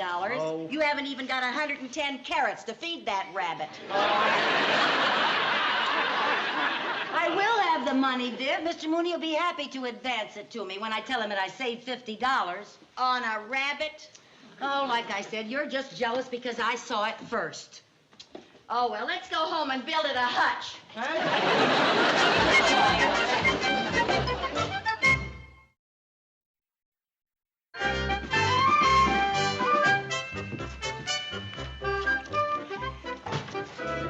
Good morning, Mr. Mooney. Oh, come on now, open your eyes. I'm not going to bother you today. In fact, I have done something that should make you very happy. You have done something to make me happy? Yeah. You know what I've done? You've taken a 99-year lease on a house in Cairo. No. That would have made me happy. Oh, now I have just made $50. You have made $50? Yeah, didn't I, Viv? Well, let's say you saved $50. Well, a dollar earned is a dollar saved. I just saved $50, so that means I earned $50. Now, aren't you pleased with me, Mr. Mooney? Pleased? I'm flabbergasted. I knew you would be. Now, Mr. Mooney, as a banker, you certainly know that you have to spend money to make money, don't you? Not necessarily. Well, sometimes you do. Sometimes you don't. Well, I do. No, you don't. Now, please, Mr. Mooney, I need an advance of $110. What for? Oh, I was afraid he'd ask that. I need $110 to make the 50. I'd give you the $110 if you'd move to Cairo. Oh, please be reasonable. Now, I have to have the money. They're fixing it and everything. They're fixing what? The lapin. That's French for rabbit. Mrs. Carmichael, you spent $110 for a rabbit? Why don't you eat steak like everybody else? Oh, it isn't to eat, it's to wear. Now, please approve the advance for me. I'm afraid I can't. Well, you know, I could take my business to another bank. Promises, promises. I'm afraid I have to leave. I'll be gone for a week at a bankers' convention in Bridgeport. Oh, but you can't do that. You can't go away and leave me unlooked after. I wouldn't dream of leaving you unlooked after. The bank has already arranged for someone to take my place while I'm gone. He is Mr. Myers of our Jamestown branch, and he is sitting right in that office. So you go on in there and tell your sad story to him. Oh, I think it only fair to warn you, however, that if you can get the time of day from Mr. Myers, then you can get blood from a stove. Well, ta-ta, and lots of luck. Oh, Mr. Mooney. Oh, Well, what do we do now? we tackle Mr. Myers. Now, you heard what Mr. Mooney said about him. Well, I've got to try. What have I got to lose? A French rabbit. Oh, come on. You just go back there and foreclose that mortgage and tell them they won't get one more penny out of this bank. Whew, that guy's colder than a cucumber. Well, shall we go back to Madame Fifi's and cancel the rabbit? No, I don't want to. And stop calling it a rabbit. I've just got to make him give me that money. Now, Lucy. Well, it's my money, isn't it? Well, not exactly. You've already spent your money. Oh, that's beside the point. Banks are in the money business, and I keep my money here, and they lend my money to strangers, so they can just advance me some of my own money, even though I am overdrawn. Now, come on. Now, see here, Mr. Myers, it just so happens that it is my money, and it is my business what I do with my money, so you can just pick up your pen and authorize an advance for me of $110.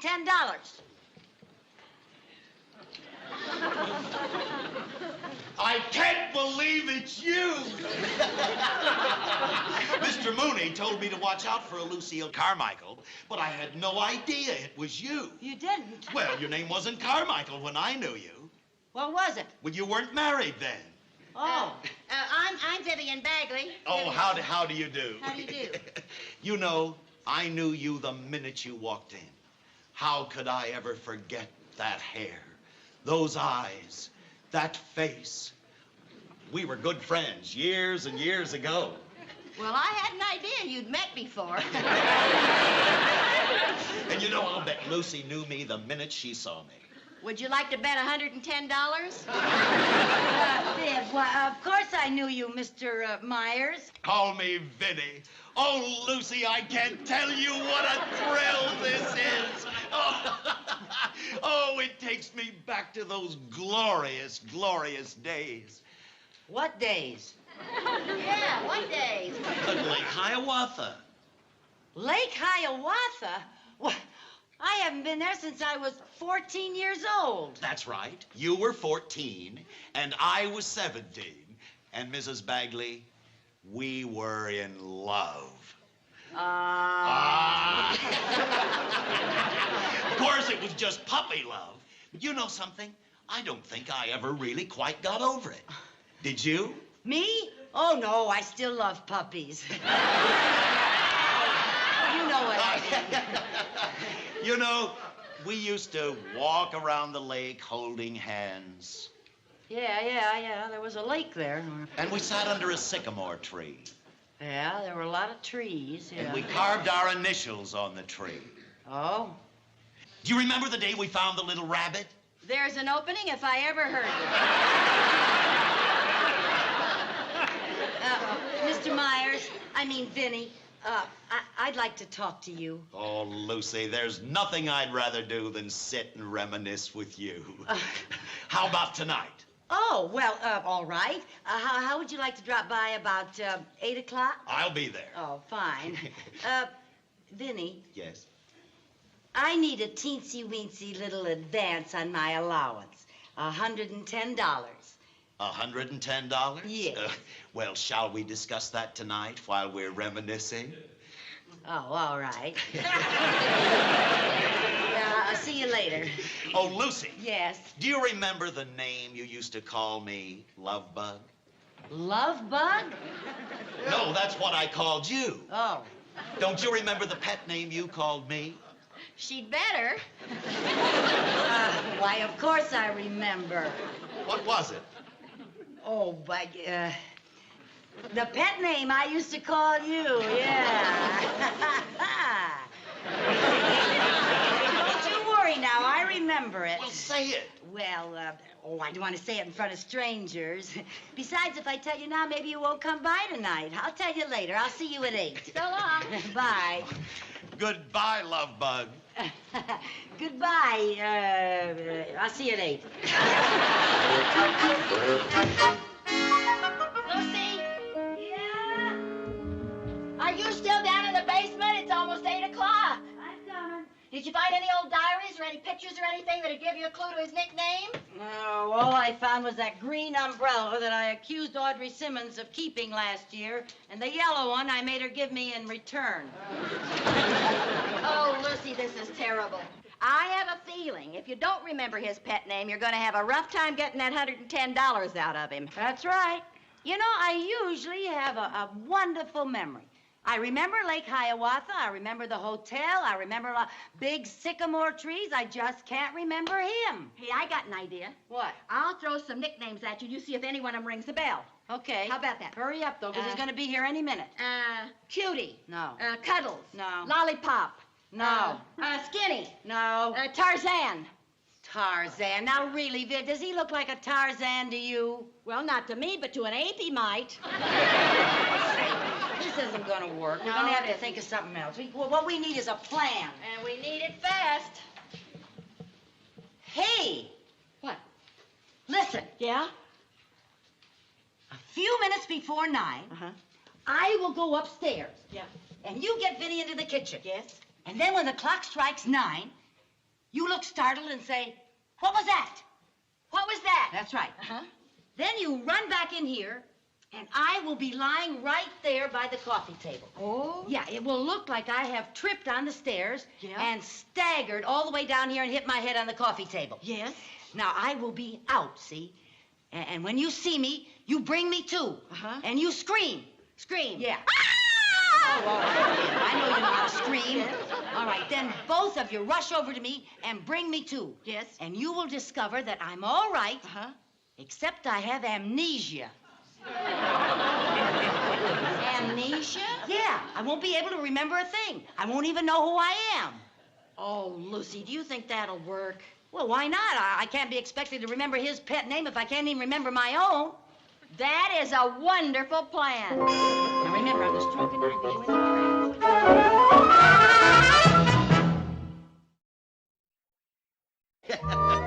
Oh, remember the night they had the dance at the hotel? Yes. You wore a bright blue dress. Oh, yes, with green lace sleeves. And yellow buttons. And red bows. And it had fur on the bottom. All on one dress? Oh, Viv, you didn't see all that because I wore a pink polka dot cape over it. You know, that was the first time you called me by my pet name. Oh, come on, Lucy, say that name again. Lucy, it's almost 9 o'clock. Oh, will you excuse me, Vinny? I have to go up and check the children. Oh, well, don't be long, love bug. Okay.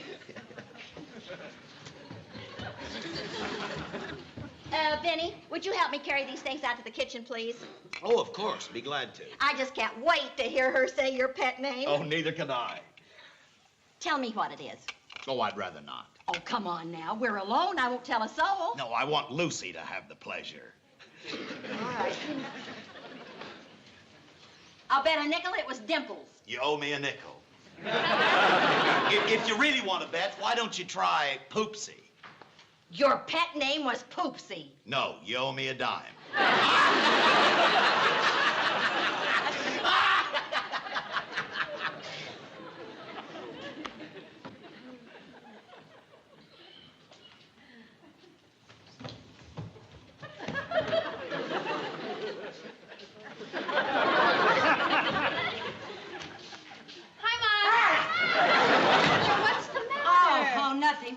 Been? Over at Cynthia's typing up some reports. Oh. Chris, when you were 14, you had a crush on a boy, didn't you? Yeah. What was his name? Bobby Edwards. Did you have a pet nickname for him? Oh, sure. What was it? The Fink. Oh, you better get to bed, Chris. School tomorrow. Well, Mother, it's only 1 minute to 9. 1 minute to 9? What's the matter? Oh, I gotta be out by 9. Out where? Out cold. I mean, nothing. You get to bed, dear. Go on now. School tomorrow. Night.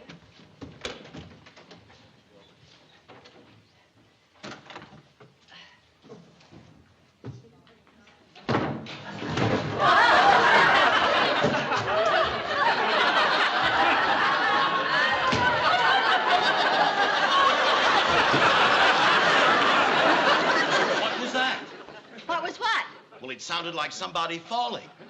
Did the clock strike 9? No. Well, then you didn't hear anybody falling. But I could have sworn that...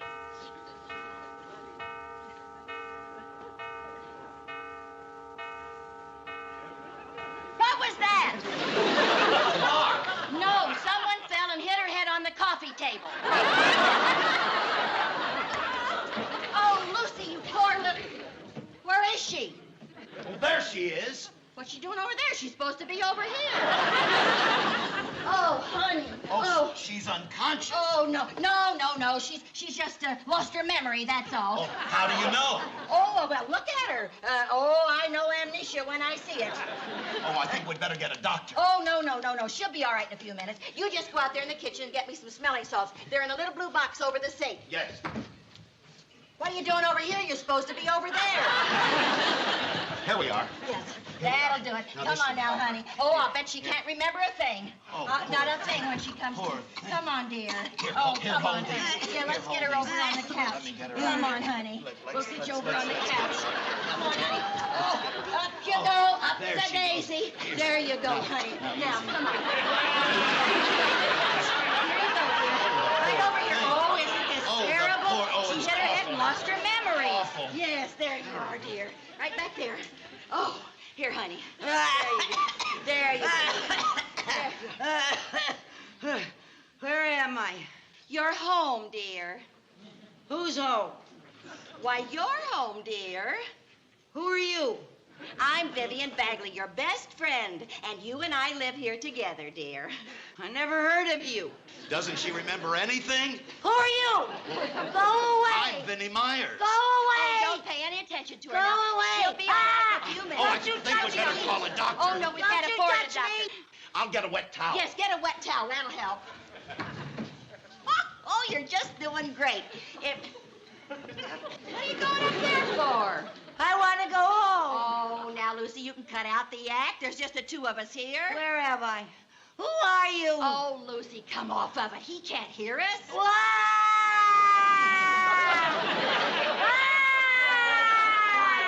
Shh. You'll wake up the children. Children? What children? Our children. You mean you and I are married? You are a big head. How is she? Oh, she's worse than ever. Get that thing away from me. It's dripping all over. I'll Oh, get it. Now, wait a minute. get that away from me. No, because you... What are you trying to do, drown me? Delivery for Mrs. Carmichael from Adam Fitty. Get Thank away you from so me. much. I want to call the police. Lucy. I want to call the police. Lucy, here. Ah! What's that mangy-looking thing? Why, that's your Oroctolagus canuculus. Lady, I'd like to know who you are, what you're talking about. Will you cut that out? I'm getting soaked to the skin. What are you trying to do, drown me? Lucy, fun is fun, but I can play this game too, you know. Sir, if this woman is your wife, you have terrible taste. Does it? I'm going to tell him everything. This is all just an act. She hasn't lost her memory. Watch, I'll show you. Lucy, don't you remember buying this morning? I don't know what you're talking about. You don't know what I'm talking about. Oh, Viv, honestly. be nice to her. She's got amnesia. Oh, she hasn't got any more amnesia than you have or I have. I'll show you. Lucy, I'm going to take this back and you'll never see it again. Fine, take it back to the zoo. Do you mean to say that you don't care if I take this back? No! Call a doctor. What happened? She really has amnesia. Lucy, in her right mind, would never let me take that back to the store. Don't just stand there. Go do something. I'll go get Yes, another wet get towel. another wet towel. Lucy, don't you remember me? No. Well, don't you remember anything? No. Don't you remember your children? Mr. Mooney? I have a child named Mr. Mooney. Oh, Lucy. Oh, dear. No, here comes Drippy again. That's it! Oh, how wonderful! What's wonderful? Oh, her amnesia's gone. She called me by my pet name, Drippy. Oh, Lucy, I can't tell you what memories this brings back to me, hearing you call me Drippy again. Lucy!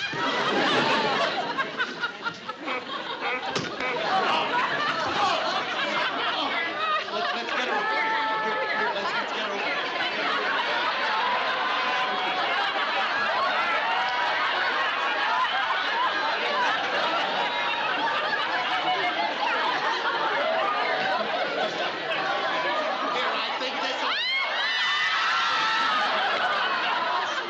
Hey, This'll Viv, help. get my umbrella. It's raining in here. You called me Viv. Well, what else would I call you? Oh, she's all right again. Hey, where you two been? oh, her memory's back. Oh, Lucy, you gave me the thrill of my life when you called me Drippy. Drippy? I called you Drippy? Drippy? Oh, Drippy!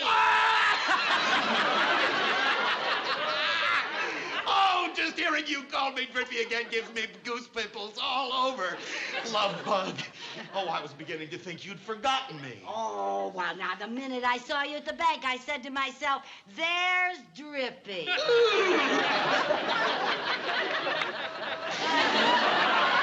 Anyway, I won't have any difficulty getting teensy-weensy advance on my allowance, will I, Drippy Whippy? Oh, the money was all taken care of as soon as you asked for it. Oh, Lucy, in that case, you won't have to send your rabbit back. My coat! When did it come? It came while you were in the twilight zone. Here, I'll help you. Oh, isn't it beautiful? Well, Ha! what's the matter? Ha! What's the matter? Ha! Oh, Lucy. Oh, it's only a pin. For a minute, I thought Bugs Bunny bit me. The first time Harry Tuttle walks into Lucy Carmichael's kitchen, the air in the room changes. It is not simply that a plumber has arrived. It is that the wrong man has arrived in the right body, or the right man has arrived in a body the world has already assigned to someone else. The script delivers the recognition with clean, devastating efficiency. Lucy looks at him and the familiar machinery of double take begins. She knows that face. Everyone knows that face. And yet the man attached to it is carrying a toolbox and asking about the leak in a voice that is not quite the voice the face seems to promise. I have always felt a slight pleasurable unmooring at this entrance. The comedy of resemblance is one of the oldest tools in the theatrical kit, but something about this particular version lands differently. Jack Benny was not merely a famous man in 1964. He was a specific frequency of American celebrity, the perpetual 39-year-old, the violinist, who played badly on purpose, the skinflint who somehow remained lovable, the pause that contained entire paragraphs of meaning. To look like Jack Benny was to carry a ready-made public story, whether you wanted it or not. Harry Tuttle does not want it. That refusal becomes the engine of everything that follows. Lucy's reaction is pure Lucy, immediate, unfiltered, and socially catastrophic. She cannot stop staring. She cannot stop naming the resemblance. She circles the fact as if repetition might eventually make it settle into sense. And Tuttle, who has clearly endured this circuit 1,000 times, meets her wonder with the exhausted irritation of a man who has been explaining himself to strangers for years. "I'm not him," he says. "My name is Tuttle. Harry Tuttle." The line should be ordinary. In context, it feels like a small tragedy. He has to introduce himself against the evidence of his own face. I think about the peculiar loneliness of being a living resemblance. Most of us move through the world with faces that are simply our own. We are not constantly interrupted by other people's memories of someone else. Harry Tuttle does not have that luxury. Every new room requires a negotiation. Every introduction carries the risk that the other person will not hear his name because they are too busy hearing the name the face suggests. The script allows him to articulate the cost with surprising directness. Waiters will not serve him properly. Porters will not take his bags. Shoeshine boys make him pay after each shoe. The ordinary machinery of daily life has been quietly rewritten around a celebrity he is not. There is something almost metaphysical about the predicament. A face is supposed to be the most personal surface we own. For Tuttle, it has become public property. The world looks at him and sees a routine, a radio voice, a television sketch, a persona carefully built by another man over decades. His own history, the child prodigy, who debuted at Carnegie Hall standing on a chair so he would not trip over his curls, is constantly overridden by the more famous story that shares his features. The comedy is obvious. The underlying grief is quieter and more persistent. Lucille Ball plays Lucy's side of the encounter with perfect calibration. She is not merely amused. She is disoriented. The appearance of a Jack Benny double in her kitchen briefly loosens her grip on the ordinary rules of reality. People are not supposed to walk around wearing other people's faces. When they do, the mind scrambles for explanation, twin cousin elaborate joke, temporary madness. Lucy cycles through the possibilities with the open-faced wonder that Ball always made look effortless. And because she is Lucy, the wonder quickly turns practical. If this man looks like Jack Benny, then perhaps the resemblance can be useful. The talent show scheme is already forming in the back of her mind before the sink has even been properly examined. The physical comedy of the repair itself is classic series business. The faucets are reversed. The water erupts. Mr. Mooney arrives at the worst possible moment and is soaked for his troubles. Yet even here, the resemblance continues to do its disruptive work.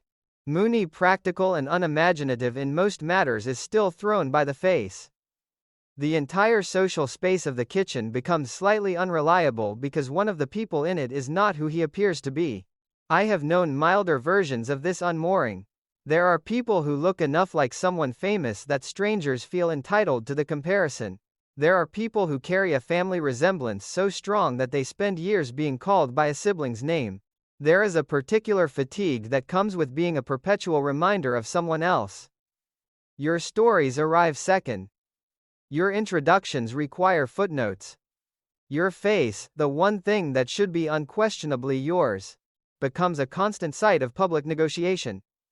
Harry Tuttle lives in the extreme version of that condition. The script, to its credit, does not treat the condition as pure joke. It lets him be angry.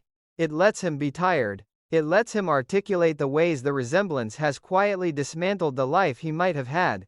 The violin becomes the most painful detail. Tuttle was a prodigy. He played Carnegie Hall as a child. He had the hands and the training and the early acclaim. And then the face settled into its final resemblance and the applause changed its meaning. Audiences no longer heard the music, they saw the joke. The same features that might have been forgettable on another violinist became fatal once they belonged to a man who looked like the most famous musical non-musician in America. The transition from prodigy to plumber is presented as comic, but the underlying arithmetic is brutal. A face took away a future. I think about how many lives have been quietly redirected by things as arbitrary as resemblance or voice or the particular way the light hits a profile. We like to believe that talent and effort determine outcomes. Sometimes the determining factor is simply that the world cannot see you past the person you look like. Tuttle's bitterness is specific and earned. When he says that even growing a mustache only made him look like Hitler, even that was better than looking like him, the line draws a laugh and then leaves a faint aftertaste of real despair. There are limited strategies available to a man whose face has been colonized by someone else's fame. Most of them do not work. Lucy, of course, sees opportunity where Tuttle sees curse. Her mind moves with characteristic speed from recognition to scheme. If the world insists on seeing Jack Benny, then perhaps the world can be made to pay for the privilege. The talent show plot that will occupy the next stretch of the episode is already latent in her first astonished stare. She cannot help herself. A problem has appeared in her kitchen that looks exactly like a solution to a different problem. The plumbing will be fixed or not fixed. The larger possibility that this man's misfortune might be converted into her temporary triumph has already taken root. What I love about the scene is how cleanly it balances the comic surface with the stranger emotional weather underneath. Ball and Jack Benny, playing Tuttle with a kind of weary precision, understand that the joke only works if the cost is real. The more Tuttle insists on his own identity, the funnier and sadder the insistence becomes. He is trapped in a face that generates expectations he can never satisfy and resentments he can never quite discharge. Lucy is trapped in her own permanent need for the next workable plan. Their collision in the kitchen produces a particular frequency of chaos that feels both familiar and newly strange. The world of the Lucy Show is usually reliable in its unreliability. We know the rules of Lucy's disasters. We know how Mooney will react. We know that Vivian will ultimately help. The appearance of Harry Tuttle briefly suspends those rules. For a few minutes, the show becomes about something more unsettling than bounced checks or poorly timed schemes. The possibility that identity itself might be negotiable, that a face might belong more to the public than to the person wearing it, that the self you have carefully built can be overridden by an accident of bone structure and timing. I leave the scene carrying that slight unmooring with me. It is an uncomfortable sensation and a useful one.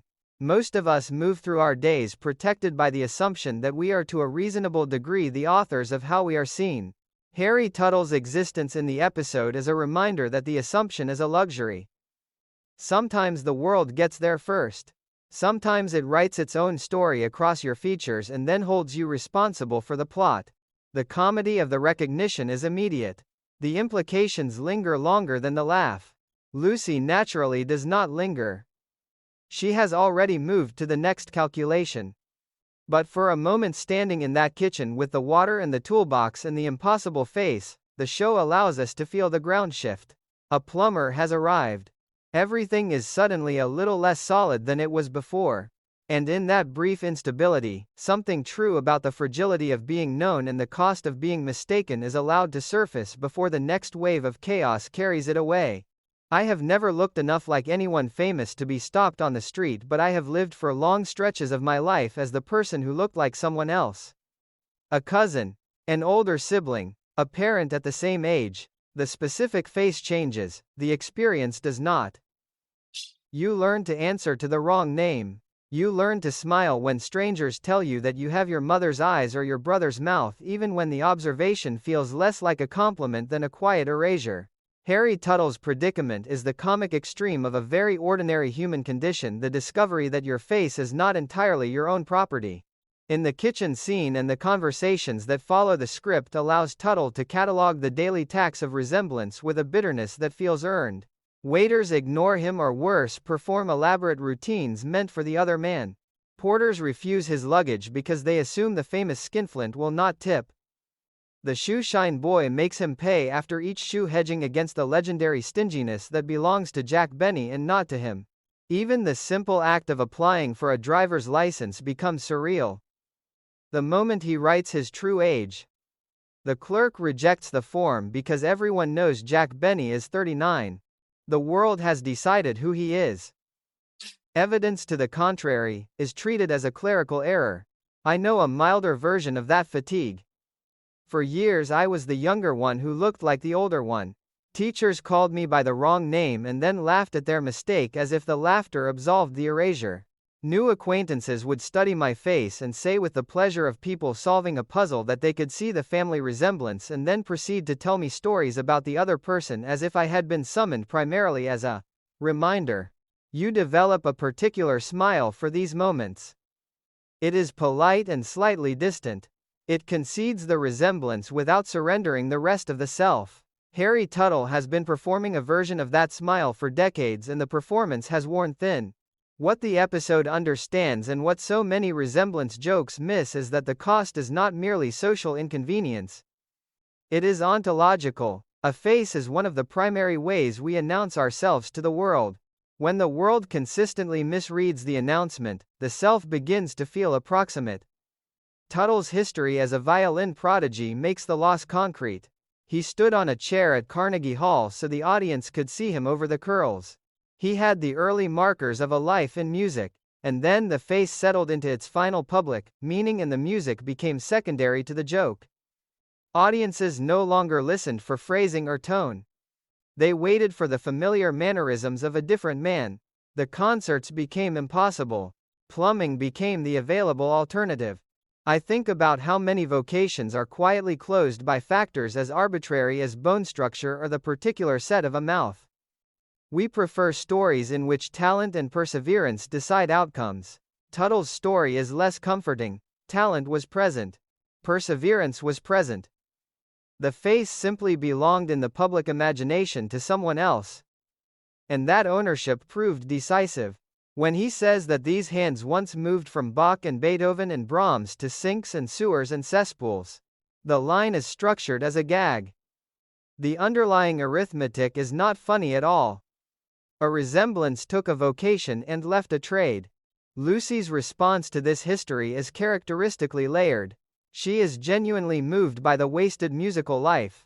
Ball lets the sympathy register in the eyes and the voice before the next practical thought arrives. And then, because she is Lucy, the sympathy converts almost immediately into scheme.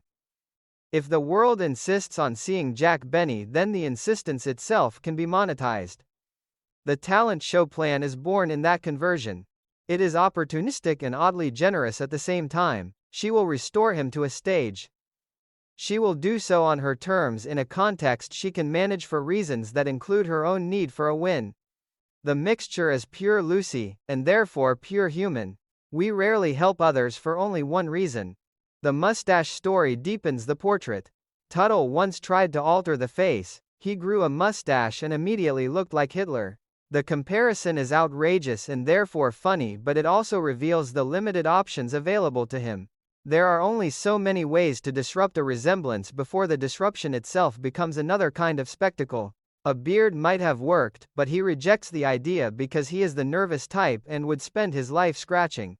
The detail is small and perfect. Even his potential solutions are constrained by temperament. He is trapped not only by the face but by the particular self that has to live inside it. I have watched friends attempt their own versions of the mustache strategy.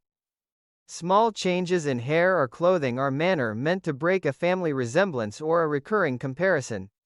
Sometimes the changes work for a while. More often the world adjusts and continues to see what it expects to see. There is a special frustration in realizing that other people's perceptions are both powerful and largely indifferent to your corrections.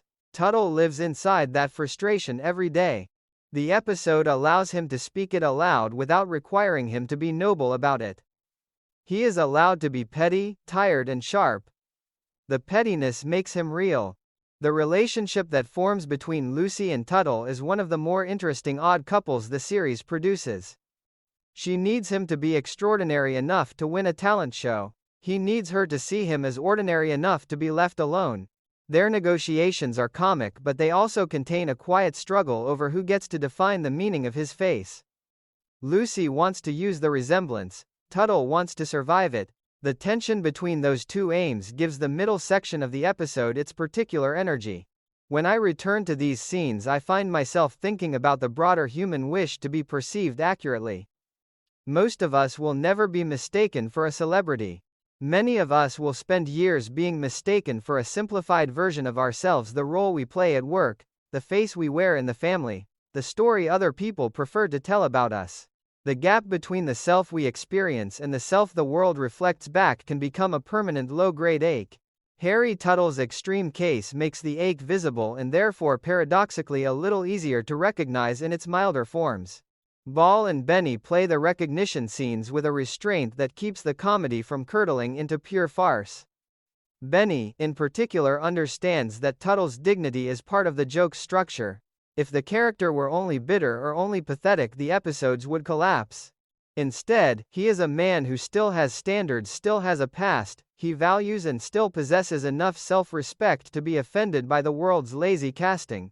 That self-respect makes every new misidentification freshly painful. It also makes his eventual willingness to trust Lucy's plan feel like a genuine concession rather than a convenient plot turn. The weight of resemblance is finally the weight of being seen as derivative. Your features become a quotation. Your presence becomes referential. You are no longer the original text. Harry Tuttle has been living as a quotation for most of his adult life. The episode's great kindness is that it lets him say so. Its great comic engine is that Lucy, hearing the complaint, immediately begins drafting a new use for the quotation. Between his exhaustion and her inventiveness, the show finds a rich, uncomfortable and strangely tender register that it does not often reach. I carry Tuttle with me in ways I did not expect when I first watched the episode. He surfaces whenever I am called by the wrong name and feel the small internal flinch. He surfaces whenever I watch someone try to correct a public misperception that has already hardened into fact. He surfaces whenever I am tempted to treat another person as a type rather than a specific life. The resemblance gag is old. The emotional precision with which this version is written and played makes it feel newly costly. A man walks into a kitchen to fix a sink and ends up exposing the quiet violence of being mistaken for someone else. The water can be turned off. The deeper flooding is harder to stop. The most devastating detail in Harry Tuttle's history is not that he looks like Jack Benny. It is that he was once extraordinary at something the resemblance made impossible. The script delivers the backstory with a matter-of-factness that only deepens the ache. He was a child prodigy. At the age of 4, he made his debut at Carnegie Hall. He had to stand on a chair so the audience could see him, or as he clarifies with the ghost of an old joke, so he would not trip over his curls. The image is vivid and strangely tender, a small boy elevated already, offering music to a room full of adults. Then the years did their ordinary work. The face settled. The laughter changed its meaning. By the time he reached the stages that should have belonged to him as a man, the audiences were no longer listening for the violin. They were waiting for the familiar mannerisms of someone else. I have never been a prodigy, but I know the quiet grief of a path that closed while no one was looking. Most lives contain at least one version of it: the sport abandoned after an injury, the instrument that stayed in its case after the teacher moved away, the early talent that proved insufficient against the world's more arbitrary verdicts. Tuttle's version is simply more visible and more final. The same hands that once shaped Bach and Beethoven and Brahms now wrestle with wrenches and plungers. The transition is presented as comic. The underlying arithmetic is not. A face took a vocation and left a trade. What the episode captures with unusual precision is the way lost ambition does not disappear. It metabolizes. It becomes irritation at waiters, suspicion of strangers' smiles, a permanent readiness to be underestimated. Tuttle carries his former self like a private injury. When he speaks of the Philharmonic debut that ended with him flat on his face, not from clumsiness but from the audience's laughter at the resemblance, the humiliation still feels fresh. He is not describing a distant failure. He is describing the moment the world informed him that his true category was joke rather than artist. That kind of informational violence stays in the body. Lucy's kitchen becomes the unlikely confessional where this history is briefly allowed to surface. She is a good audience for it, at least at first. Ball plays Lucy's listening with a sincerity that keeps the scene from tipping into pure setup. She hears the waste. She registers the cruelty of an accident of appearance, determining the shape of a life.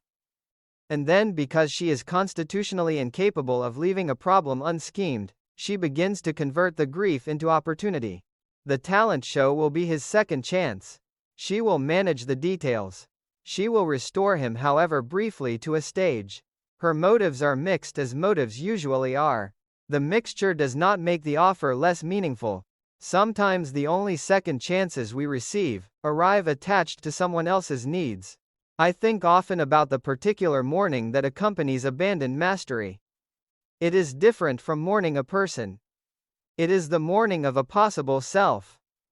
The hours practiced, the early praise, the private conviction that the work mattered and that one was equal to it. When that conviction is broken by something as impersonal as a facial resemblance, the mourning has nowhere clean to go. It leaks into other areas of life. It makes a man sharp with Plumber's clients and weary of his own reflection. Tuttle's bitterness is not a character flaw. It is the residue of a future that was revoked without formal notice. The script's decision to let him remain a working plumber rather than a pure victim is one of its quiet strengths.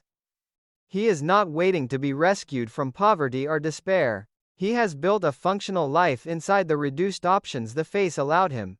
The functionality itself becomes part of the pathos. He adapted. He found work that did not require the public to see him clearly. And still the old ambition sits in the room whenever he opens his mouth about music. Adaptation does not erase the original longing. It only teaches the longing to be quieter and more permanent. When he demonstrates that he can still play, the moment is carefully underplayed. The music is good. The surprise is not that the skill survived, but that it had to survive in secret, exercised in the margins of a life that no longer had room for it. I have known people who keep their former talents in similar margins. The former dancer who still stretches in the kitchen before work. The former painter who sketches on the edges of meeting agendas. The private maintenance of a public loss is one of the more dignified and more lonely human activities. Tuttle has been maintaining his in the spaces between service calls. Lucy's plan to put him on television is both absurd and oddly tender. She will disguise herself as an Italian discoverer of talent. She will speak in an accent that exists nowhere on earth. She will create a frame in which his playing might be heard without the immediate interference of the face. The scheme is pure Lucy in its overcomplication and its optimism.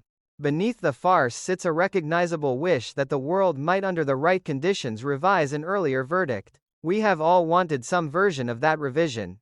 We have all suspected that if the lighting were different or the introduction better managed, the thing we lost might be briefly restored. The grief of lost dreams is rarely pure. It mixes with embarrassment at still caring, with irritation at those who never had to surrender their paths, with the practical necessity of continuing anyway. Tuttle embodies that mixture without asking for pity. He is not noble about his disappointment. He is simply stuck with it. The stuckness makes him one of the more human guest characters the series produced. Most of Lucy's schemes involve people who can be returned to the status quo once the episode ends. Tuttle's problem will not end with the talent show. Whether he succeeds or fails, the face will go home with him. The history will remain. I watch these scenes now with a different attention than I did when I was younger. Then I heard the surface joke about looking like Jack Benny. Now I hear the quieter story about what happens when the world decides your category early and enforces it without appeal. Ambition is so often discussed as a matter of will and work. Tuttle's life is a reminder that will and work sometimes collide with verdicts that have nothing to do with either. The collision does not always destroy the person. It does, however, permanently alter the available landscape. In the end, the violinist who became a plumber is not a cautionary tale about the dangers of looking like a celebrity. He is a portrait of the ordinary human task of continuing after a central story about yourself has been revoked. He fixes sinks. He carries the old music in his hands. He endures the double takes. And for a brief stretch of one episode, he allows a chaotic woman with her own history of failed performances to try to return him to a stage. The attempt is messy and unlikely, and filled with the usual Lucy complications. The longing that makes the attempt possible is completely serious. That combination, serious longing wrapped in comic impossibility, is one of the things the series has always done best. In Harry Tuttle's case, it comes closer than usual to the bone. There is a particular fatigue that comes from performing competence for someone you hope will love you. It is not the clean tiredness of real effort. It is the heavier, more complicated weariness of holding up a version of yourself that the other person has already begun to believe in. Lucy Carmichael enters that fatigue the moment she decides that the only way to keep Bill's interest is to meet him on the field of every sport he proposes. Tennis, bowling, skin diving. The future threats of badminton, bicycling, and pole vaulting. Each activity is less a date than an audition. She has already lied her way into, and the body, which has never agreed to the premise, begins to present its formal objections early. I know this fatigue. I have performed versions of it in different costumes. The woman who suddenly has opinions about bands she has never heard. The one who pretends to enjoy hikes that leave her knees in quiet revolt. The one who laughs at jokes she does not find funny because the alternative, allowing a silence that might reveal difference, feels too risky while the connection is still fragile. Lucy's version is simply more visible and more kinetic. She does not just nod along. She buys the outfit. She reserves the court. She bowls 17 games and finishes with a ball permanently attached to her hand. The scale is larger. The underlying bargain is the same. I will become the person you want if you will only stay long enough to see me. The tennis sequence establishes the pattern with brutal efficiency. Lucy has spent 6 weeks saving for the outfit. She looks, as Vivian observes, like a proper player. Looking like the thing and being the thing are of course entirely different categories, but the outfit buys her a temporary suspension of disbelief. Bill arrives. The court is reserved for 6 hours. And Lucy, who has already claimed to have been captain of her college team, steps into a performance that her body immediately begins to refuse. By the end, she is walking as if she has just left a train wreck. She cannot release the racket. Rigor mortis, she suggests, is setting in. The physical comedy is pure ball, the stiffened fingers, the ruined posture, the voice that still tries to maintain brightness while the body files its formal protest. Underneath the comedy sits the quieter cost of the lie. She has spent the afternoon proving something that was never true, and the proof has left her barely able to climb the stairs. What strikes me most returning to these scenes is how little the show judges the lying itself. Lucy lies because she wants to remain in the presence of a man who makes her feel chosen. The lies are strategic and increasingly unsustainable, but they are also recognizably human. Many of us have edited our preferences, our histories, our tolerance for discomfort in the early weeks of wanting someone. We have claimed enthusiasms we did not feel. We have hidden the parts of ourselves that seemed, in the moment, like deal breakers. The show allows Lucy that very ordinary weakness without requiring her to be punished for it beyond the natural consequences. The punishment is simply the accumulating evidence of her own body. The bowling night deepens the portrait. 17 games. A best score of 11, 2 strikes, one of which occurred in the neighboring lane. And then the ball that will not release her fingers. She comes home still attached to it, unable to explain the physics of the attachment, reduced to the simple fact that the object she was meant to control has begun to control her. Vivian has to help her pry it off. The scene is hilarious in its logistics and quietly devastating in its implications. Lucy has spent the evening performing athletic participation for a man who believes she is good at this. The performance has left her injured, exhausted, and still no closer to being able to tell the truth. The ball becomes a perfect emblem of the larger predicament. Something she picked up in order to be loved is now something she cannot put down. I think about the exhaustion that lives inside these performances. It is not merely physical. It is the exhaustion of constant translation, of taking your actual self and rendering it into a version that might be acceptable to the person whose regard you need. Every date becomes a test you have already decided you must not fail. Every new activity is another opportunity to be found out. Lucy's solution is to accelerate. If she can just keep moving, if she can just survive the next sport, perhaps the relationship will deepen enough that the truth will no longer be fatal. The logic is flawed and completely understandable. Many of us have lived inside versions of it. Bill himself remains largely opaque, which is part of the problem. He is genial, athletic, apparently sincere in his enjoyment of her company, and completely uninterested in any version of Lucy that does not meet him on the field of play. The show does not make him a villain. It simply allows him to be limited. His affection is real, and also conditional in ways he does not have to examine. Lucy is the one who does the examining, the adjusting, the quiet panicking. She is the one who lies about swimming the English Channel just one way. She is the one who, when the threat of skin diving appears, begins to scramble for a seasonal exit strategy. The imbalance is familiar. So often the person who wants more is also the person who performs more. The performance becomes the price of admission to continued attention. Vivian's role in these sequences is particularly moving. She is the witness who sees both the performance and the cost. She helps with the racket. She pries the bowling ball free. She listens to the increasingly desperate plans and offers the practical observation that Lucy might simply tell the truth or invent a broken leg. Her suggestions are sensible and therefore unusable. Lucy cannot tell the truth because the truth might end the story. She cannot invent a broken leg because the invention would still require her to stop seeing Bill. The only available path is forward into the next sport, the next lie, the next recovery period. Vivian remains alongside her anyway. The loyalty is quiet and immense. In a different kind of series, the friend would deliver a speech about self-respect and walking away. Here she simply stays, handing over ice packs and patience, knowing that some lessons can only be learned by the body that is living them. The larger cultural frame matters here. In 1964, as now, women were often expected to demonstrate sufficient flexibility of interest, of body, of preference to make relationships possible. The man brought the activities, the woman brought the willingness. Lucy's willingness is extreme and therefore comic, but the underlying expectation is ordinary enough to sting. She does not ask Bill to meet her in any of the territories where she might actually be competent. She simply keeps expanding the list of things she is willing to fail at in his presence.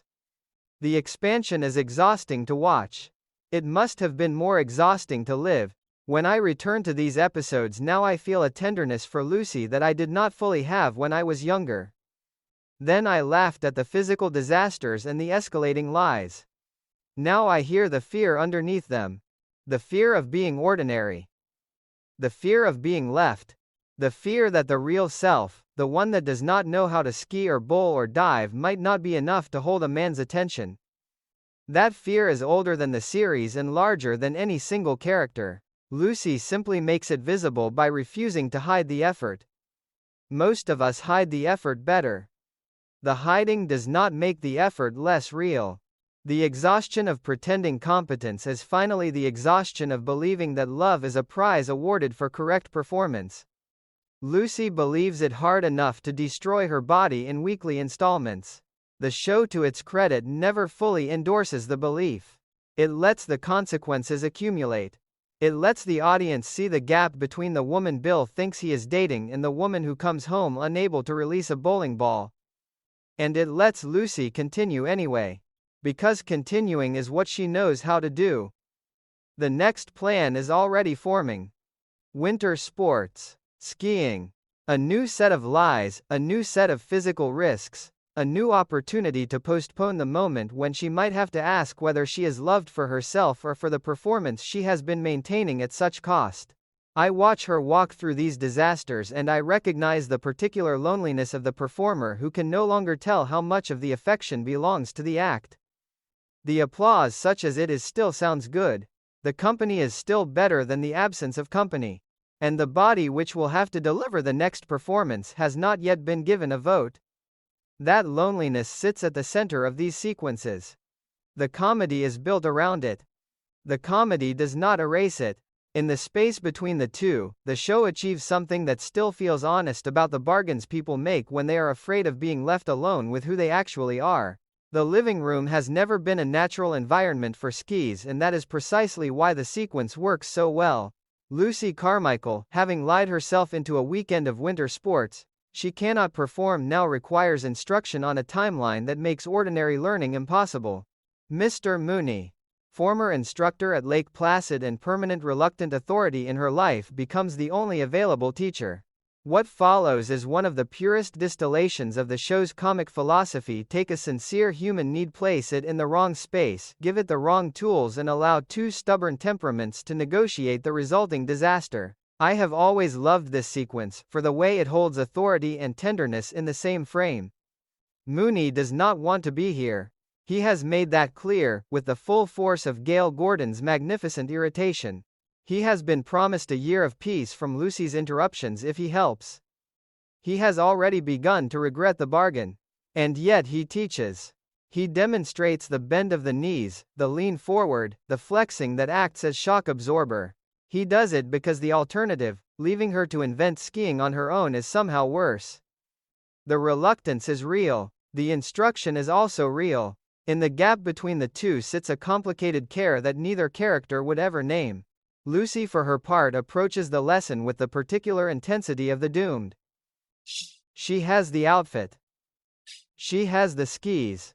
She has the poles she initially mistakes for litter-picking devices and then for turn signals. What she does not have is any of the instincts that make skiing possible. The living room carpet becomes a surface that refuses every instruction. The furniture becomes obstacle and witness. And Mooney, who has spent years managing Lucy's chaos from behind a desk, now has to manage it in physical space while wearing the expression of a man who can already see the future and finds it expensive. The physical comedy is constructed with the precision of a well-made machine. Lucy's attempts to walk on skis produce a gait that Vivian accurately describes as resembling a red-headed wishbone. The kick turn becomes an exercise in controlled collision. Every correction Mooney offers is absorbed, misunderstood, and then returned to him in the form of another near injury. Ball's body does the primary storytelling here.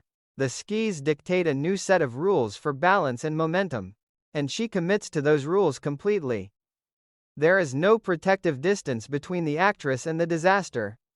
She falls with the full weight of conviction. What keeps the sequence from becoming pure mayhem is the emotional undercurrent. Lucy is not taking this lesson because she has developed a sudden passion for winter sports.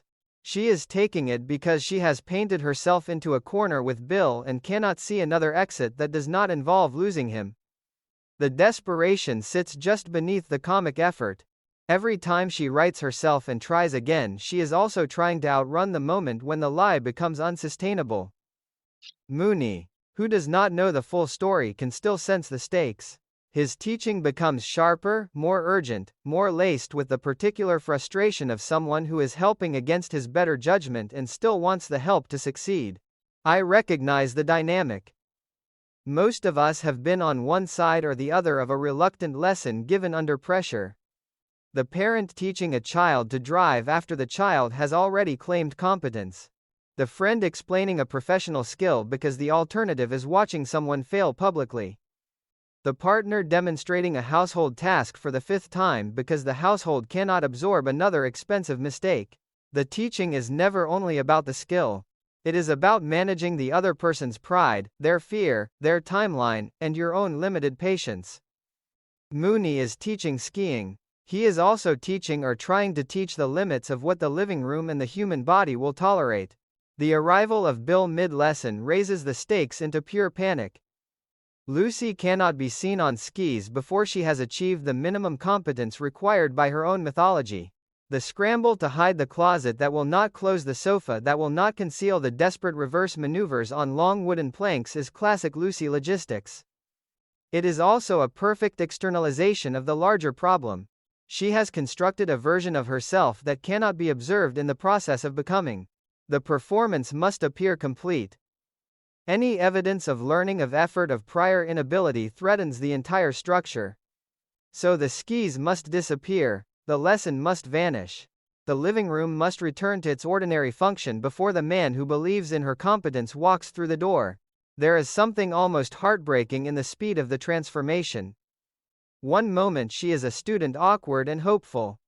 The next, she is a woman in a ski outfit who has simply been trying it on to see how it looked. The lie is seamless because she has had so much practice. Bill accepts it. He is charmed by the outfit. He is already looking forward to the weekend. And Lucy, who has just spent an hour demonstrating that she cannot navigate a carpet, smiles and agrees that Saturday morning at 4 will be perfect. The exhaustion in that smile is invisible to him. It is not invisible to the audience. Vivian's presence throughout the sequence functions as both comic amplifier and emotional ballast. She watches. She comments. She helps when help is possible and steps back when the disaster has its own momentum. Her loyalty is once again the quiet infrastructure that allows Lucy's chaos to continue without becoming pure isolation. She does not believe the skiing will go well. She does not need to believe it. She only needs to remain present while Lucy believes it enough to keep moving. I think about the particular tenderness that can exist inside irritation. Mooney will never be soft with Lucy. Softness is not available to him as a mode. What he offers instead is a consistent, exasperated engagement. He shows up. He explains. He corrects. He endures the collisions. In another kind of story, this would be the behavior of a man who is being worn down against his will. In this story, it is also the behavior of a man who has accepted at some unspoken level that his life now includes the management of Lucy Carmichael's emergencies. The acceptance is never gracious. It is, however, reliable. Reliability can be a form of tenderness, even when it arrives wearing the face of permanent complaint. The living room lesson is finally a portrait of trying too hard in a space that cannot support the effort. Skiing requires mountain snow momentum and time. Lucy has carpet furniture skis that have never met a slope and a deadline measured in days. The mismatch is the joke. It is also the point. She has been trying too hard across every sport Bill has proposed. The living room simply makes the excess visible and therefore comic. The body cannot absorb this many new competencies on this schedule. The relationships cannot absorb this many unexamined lies. Something will give. The sequence allows us to watch the pressure build while still delivering the formal pleasures of physical comedy. When I return to these scenes, I am struck by how much affection the show maintains for both participants. Lucy is absurd and also brave in her refusal to surrender the connection she has found. Mooney is rigid and also generous in his willingness to be drafted into her emergency. Their collision produces bruises and broken lamps, and the permanent sense that furniture will never again be entirely safe. It also produces a strange, temporary alliance against the immediate problem of gravity and ignorance. That alliance is one of the more understated pleasures of the series. Two people who drive each other to distraction can still under sufficient pressure share a purpose for 20 minutes. The larger theme of performing competence reaches a kind of climax here. Lucy is no longer merely claiming skills she does not have. She is actively attempting to acquire them under conditions that guarantee failure. The attempt is moving because the motive is transparent. She wants to remain lovable in the eyes of a man who has so far only seen the performed version. The tragedy, if the word can be used inside a comedy this light, is that the performed version is becoming more expensive than the relationship may be able to repay. The living room lesson is one more installment on a debt that has not yet been calculated in full. And still she tries. She bends her knees. She leans forward. She attempts the kick turn. She hides when the doorbell rings. The effort is chaotic and doomed and completely sincere. In the sincerity, the sequence finds its particular grace. Trying too hard is often embarrassing to watch. It is also one of the more human things we do. Lucy Carmichael's skis strapped to her feet in a room designed for ordinary living becomes a temporary monument to that effort. The monument is already tilting. The fall, when it comes, will be spectacular. Until then, she keeps adjusting her weight, listening to Mooney's reluctant instructions and believing against all available evidence that mastery is still possible before Saturday morning at 4. The coat in the window is never just a coat. By the time Lucy Carmichael stops in front of Madame Fifi's shop and feels the familiar pull of a bargain that seems to solve more problems than it creates, the garment has already become a story she is telling herself about the kind of woman she still might be. It is marked down from $160 to $110. The reduction feels like evidence of personal luck. The fur looks rich enough to rewrite the ordinary facts of her budget. And the shop itself, with its French affectations and its saleswoman who speaks in the liquid syllables of performed elegance, offers a temporary stage on which Lucy can rehearse a more luxurious version of her life. I have stood in front of windows like that. Most of us have. The object changes a coat, a dress, a pair of shoes that seem to promise a different posture in the world, but the underlying transaction remains consistent. We are not merely buying fabric and labor. We are buying the right to feel for a little while like someone who belongs to a higher tier of ease. The bargain is essential to the fantasy. A full-priced luxury would be an admission of extravagance. A reduced one allows us to claim thrift and taste at the same time. Lucy's particular genius for self-justification finds perfect expression here. She is not being reckless. She is being shrewd. She is saving $50. The arithmetic is emotionally flawless and financially disastrous. Madame Fifi understands the arithmetic of longing better than most. She does not sell the coat as rabbit. She sells it as sable dyed, to resemble mink, affiliated with the Latin that makes the animal sound rare rather than common. When the truth surfaces, lapin French for rabbit, the revelation is delivered with the soft finality of a woman who has had this conversation before. The coat is still beautiful. The story around it has simply been adjusted downward. Lucy's response is immediate and protective. She will not let Vivian name the animal too loudly. She will not let the fantasy collapse before she has finished extracting whatever dignity it still contains. The coat is no longer trying to be mink. It is now trying to be good enough. Class anxiety runs through the entire sequence like a low-grade fever. Lucy does not have $110. She has the hope of an advance from Mr.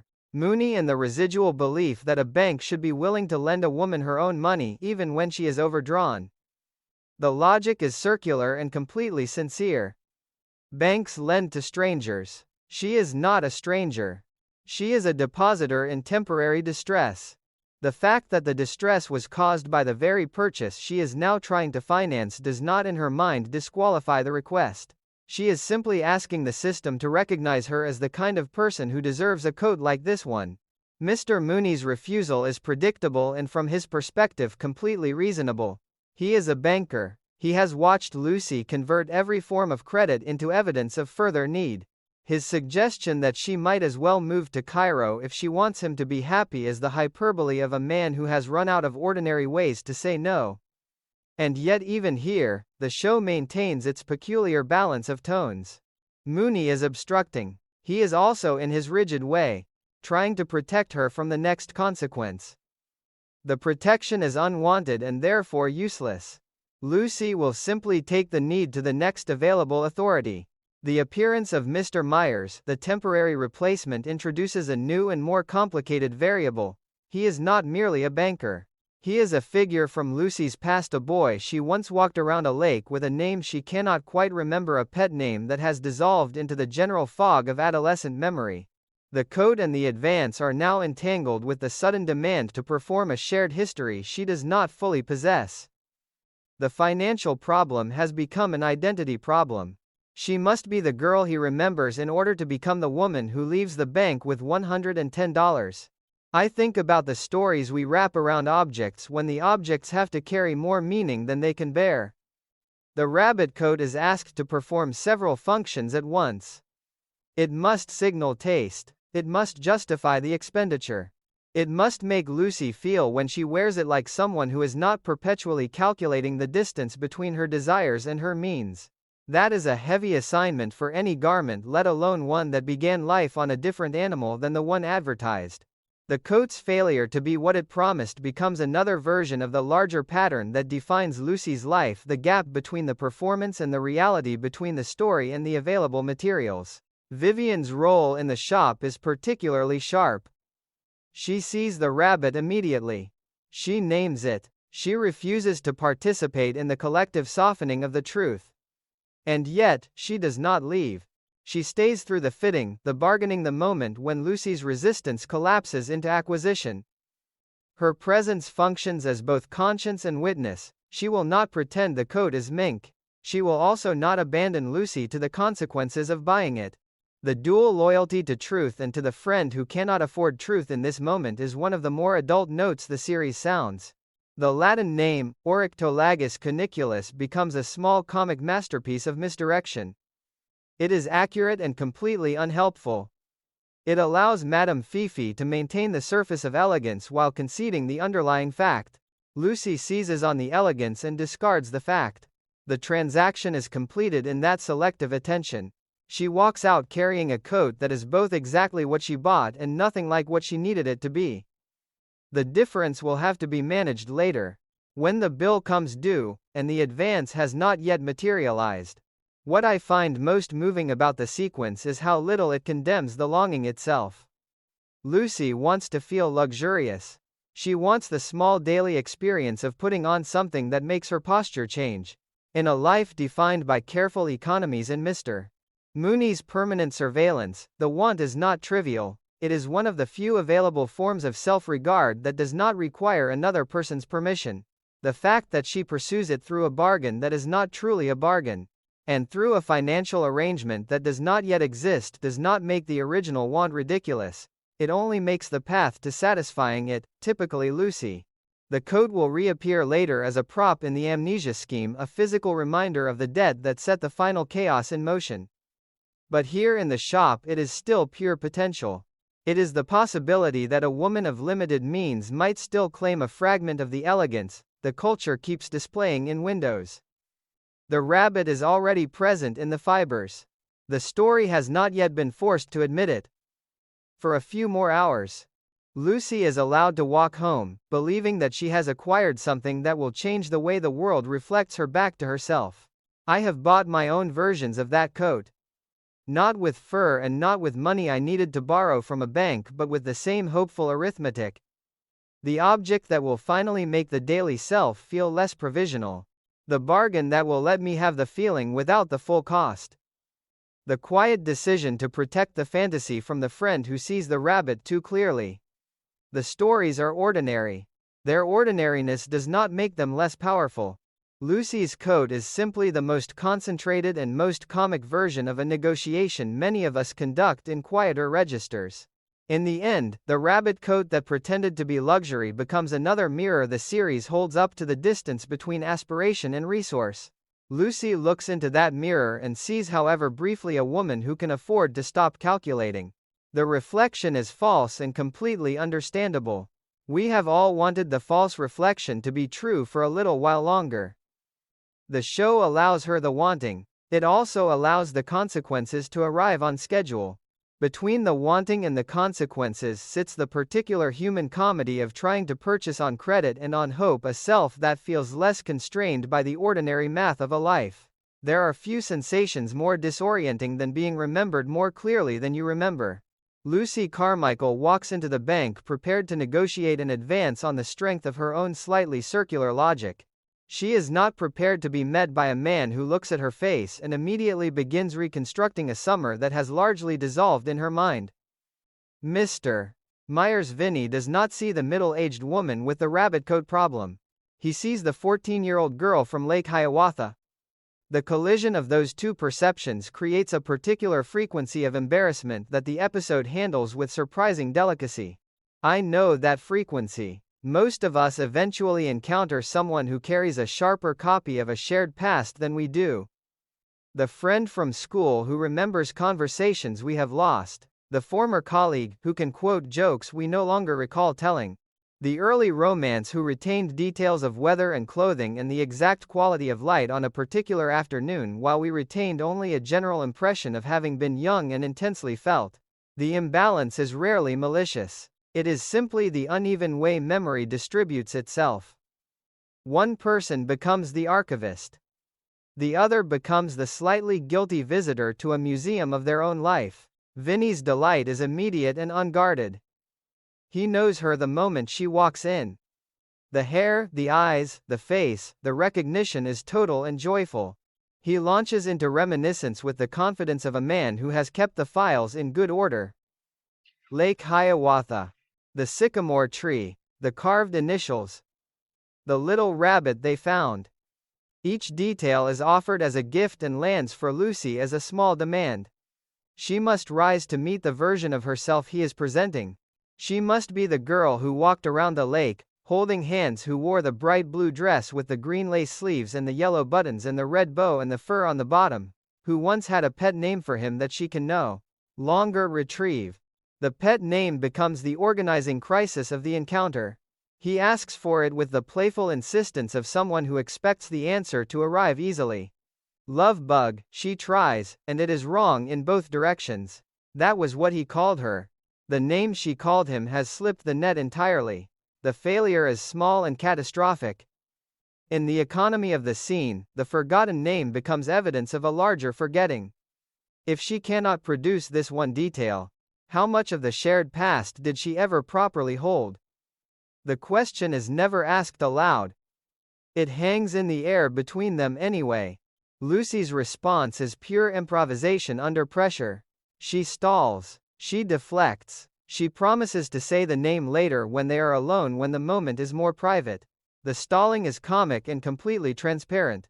Ball plays the panic beneath the brightness with the precision of someone who understands that the real danger is not social awkwardness but the sudden demand to be continuous with a self she no longer fully inhabits. The 14-year-old who walked around the lake has been overridden by decades of other selves: the wife, the widow, the mother, the woman who buys rabbit coats on credit and invents athletic histories for men named Bill. Asking her to produce the old pet name is like asking her to speak a language she has not practiced since childhood. I think about the ghosts that accompany these reunions. The person you were is never entirely gone, but neither is it available on demand. It surfaces in fragments: a sudden sensory memory, a flinch of recognition, a dream that feels more like documentary than invention. When someone else claims to have a clearer view of that ghost than you do, the experience can feel like a mild form of possession. They are speaking with authority about a self that is supposed to be yours. The authority is earned by superior memory, and yet it still feels like an intrusion. Lucy's face in these moments carries the exact mixture of flattery and alarm that such intrusions produce. The financial need only complicates the emotional weather. She requires $110. He is in a position to authorize the advance. The past is suddenly leveraged against the present in ways that neither of them fully articulates. If she can be the girl he remembers, the money becomes more likely. If she fails the memory test, the banker's caution may reassert itself. The transaction is never stated this crudely, but the structure is clear. Intimacy, even remembered intimacy, becomes a form of currency. Lucy, who has always been willing to spend whatever emotional capital she possesses to solve an immediate problem, finds herself overdrawn in a new account. Vivian's presence during the initial recognition adds another layer of witness. She watches the reunion with the particular attention of someone who understands both the opportunity and the danger. She has known Lucy long enough to see the gap between the performance of memory and the actual possession of it. Her later assistance in the amnesia scheme will grow directly from this observation. For now, she simply stands by, while Lucy navigates the sudden demand to be continuous with a younger self. The loyalty is once again quiet and essential. What the episode captures with unusual accuracy is the way early romances linger in the minds of the people who experienced them as larger than they perhaps were. Vinny has carried the summer at Lake Hiawatha as a kind of personal golden age. Lucy has carried it as a vague, pleasant, largely unexamined chapter. The discrepancy is not a moral failure on either side. It is simply the different weight the same days can acquire depending on what came after them. For him, the days remained luminous. For her, they were absorbed into the general project of becoming someone else. When the two versions meet in the bank, the luminous one has more force, simply because it has been more carefully preserved. The embarrassment Lucy feels is not primarily about having forgotten a name. It is about being caught in the gap between the self she is and the self someone else requires her to be in order for the interaction to proceed smoothly. That gap is one of the more ordinary discomforts of adult life. We are constantly being asked to answer to earlier editions of ourselves by family, by old friends, by institutional records that have not updated their files. Most of the time, the demand is mild and manageable. Occasionally, it arrives with the full force of someone else's unrevoked feeling, and then the mild discomfort becomes something closer to existential vertigo. Lucy handles the vertigo the only way she knows how, by buying time and beginning to construct a plan. The amnesia scheme is already latent in her failure to produce the name. If she cannot remember, then perhaps she can make a performance of not remembering. The performance will be extreme and poorly controlled, as her performances usually are. But it begins here in the bank, in the moment when the past asks for an accounting she cannot provide. The forgotten pet name is not just a comic detail, it is the small crack that will eventually let the entire chaotic solution flood in. I leave the scene carrying the particular melancholy of incomplete memory. We are so often the unreliable narrators of our own early intensity. The people who loved us, then, or believed they did, may hold the cleaner copy of the text. Being confronted with their copy is rarely simple. It flatters and diminishes at the same time. It says you were memorable. It also says you were not careful enough with the evidence. Lucy's face, as she stands in the bank listening to Vinny reconstruct a summer she can only partially claim, holds both messages at once. The money is still needed, the coat is still unpaid for, and the girl who once had a pet name for the boy by the lake is nowhere to be found when her presence is most required. In that absence, the episode finds one of its more resonant human notes. We are not continuous with our younger selves in the way other people sometimes need us to be. The discontinuity is ordinary and still capable of producing sharp, specific pain. Lucy Carmichael, who has spent so much of her life inventing new versions of herself to meet the demands of the present, is briefly asked to produce an old one on demand. She cannot. The failure is comic. It is also completely serious. Between those two truths, the scene achieves a balance that still feels true to the strange, uneven way we carry our own histories and occasionally collide with someone who has been carrying them better. The amnesia plan is born in the narrow space between panic and invention, which is the space Lucy Carmichael has always inhabited most comfortably. She cannot remember the pet name. Vinny is coming to the house at 8 o'clock expecting to hear it. The advance depends, in ways that have never been explicitly stated but are nonetheless perfectly clear, on her ability to be the continuous self he remembers. When the continuous self fails to appear on schedule, Lucy does what she has always done. She constructs a new one. This time the new self will have no memory at all. I have never faked amnesia, but I have watched the impulse toward extreme narrative revision rise in myself and in others when the truth threatened to cost more than we were prepared to pay. The lie that seems proportional in the moment of its invention rarely looks proportional from a distance. That is part of its nature. It is designed under pressure for an audience of one or two to solve an immediate emotional emergency. Lucy's emergency is specific. She needs the money.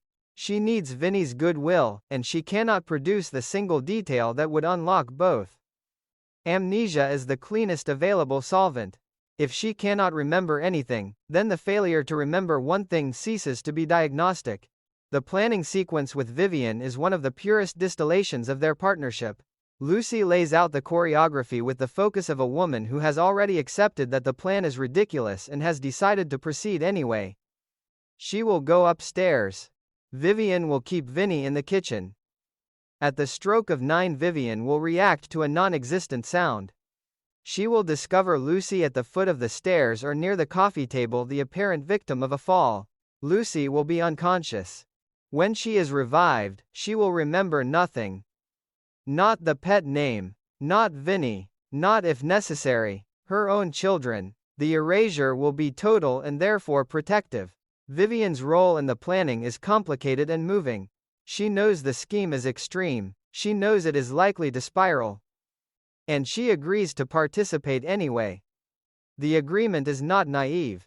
It is the accumulated loyalty of years spent watching Lucy solve problems with tools that create larger problems. Vivian has learned that refusing to help does not stop the invention.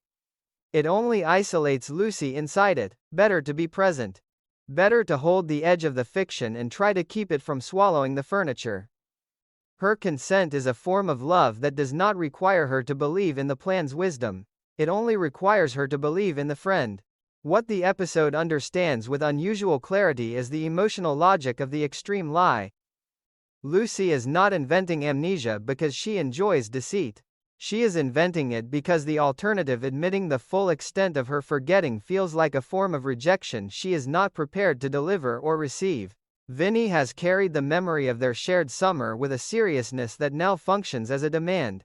To say I do not remember what I called you is to say, in effect, this mattered less to me than it did to you. The amnesia allows her to avoid saying it. The forgetting becomes medical rather than emotional. The injury explains the absence. No one has to be at fault. I think about the beautiful, desperate lies we tell when love or forgiveness or even simple continued regard seems to depend on a continuity we can no longer supply. The exaggerated enthusiasm for a partner's interest. The carefully edited version of a family history. The claim of having read the book or seen the film or always preferred the same music. Most of these lies are small and social. Occasionally, the pressure is great enough that the lie expands to fill the entire available self. Lucy's amnesia is the expanded version. It is the self temporarily set to zero so that no specific failure can be charged against it. The choreography of the accident reveals how thoroughly Lucy has internalized the requirements of performance. She does not simply plan to look unconscious. She plans the discovery, the reaction, the revival, the gradual and incomplete return of memory. She is writing a script inside the larger script of the evening, casting Vivian as both audience and co-author. The precision is comic and slightly unnerving. It suggests that she has given real thought to how memory loss ought to look from the outside. The thought is wasted, of course. Once the performance begins, control will evaporate with its usual efficiency. But the initial planning still carries the particular pathos of someone trying to stage manage her own vulnerability. There is a deeper current running beneath the farce. Lucy has spent the entire composite of episodes constructing and defending versions of herself that could not survive close inspection: the delicate-footed woman in the sporting goods store, the athletic prodigy on the tennis court, and in the bowling alley the skier who has never stood on snow. The amnesia scheme is different in kind. It does not construct a more impressive self. It constructs an absence of self. In that sense, it is both the most extreme and the most honest of her inventions. When all the positive performances have become too expensive to maintain, the remaining option is to subtract. Vinny's expected presence raises the emotional stakes beyond the merely financial. He is not Mr. Mooney, whose disapproval is permanent and therefore manageable. He is a man who arrives carrying unrevoked feeling. The feeling is flattering and oppressive in equal measure. To be remembered so vividly is to be fixed in a version of yourself that no longer exists. The amnesia will, if it works, free her from the obligation to inhabit that version. It will also free her from the obligation to disappoint him. Both freedoms are illusory, but illusions are the currency Lucy has always traded in when the real accounts were overdrawn. I watch the planning scenes now with a tenderness that includes exasperation. The scheme is absurd. It is also completely recognizable as the kind of solution the mind produces when it is cornered by its own limitations. We cannot be the person who is needed in this moment. Very well, we will be a person who cannot be expected to be anyone. The logic is childish and sophisticated at the same time. It is childish in its faith that a large enough fiction will simply replace reality. It is sophisticated in its understanding that certain truths once spoken rearrange the available future in ways that cannot be easily reversed. Vivian's participation remains the moral and emotional center of the sequence. She does not believe the amnesia will solve more problems than it creates. She has known Lucy long enough to predict the cascade. And still she learns her cues. She agrees to the scream. She agrees to the discovery. She agrees in effect to become a co-author of a fiction that will require her to look into Vinny's face and lie with her entire posture.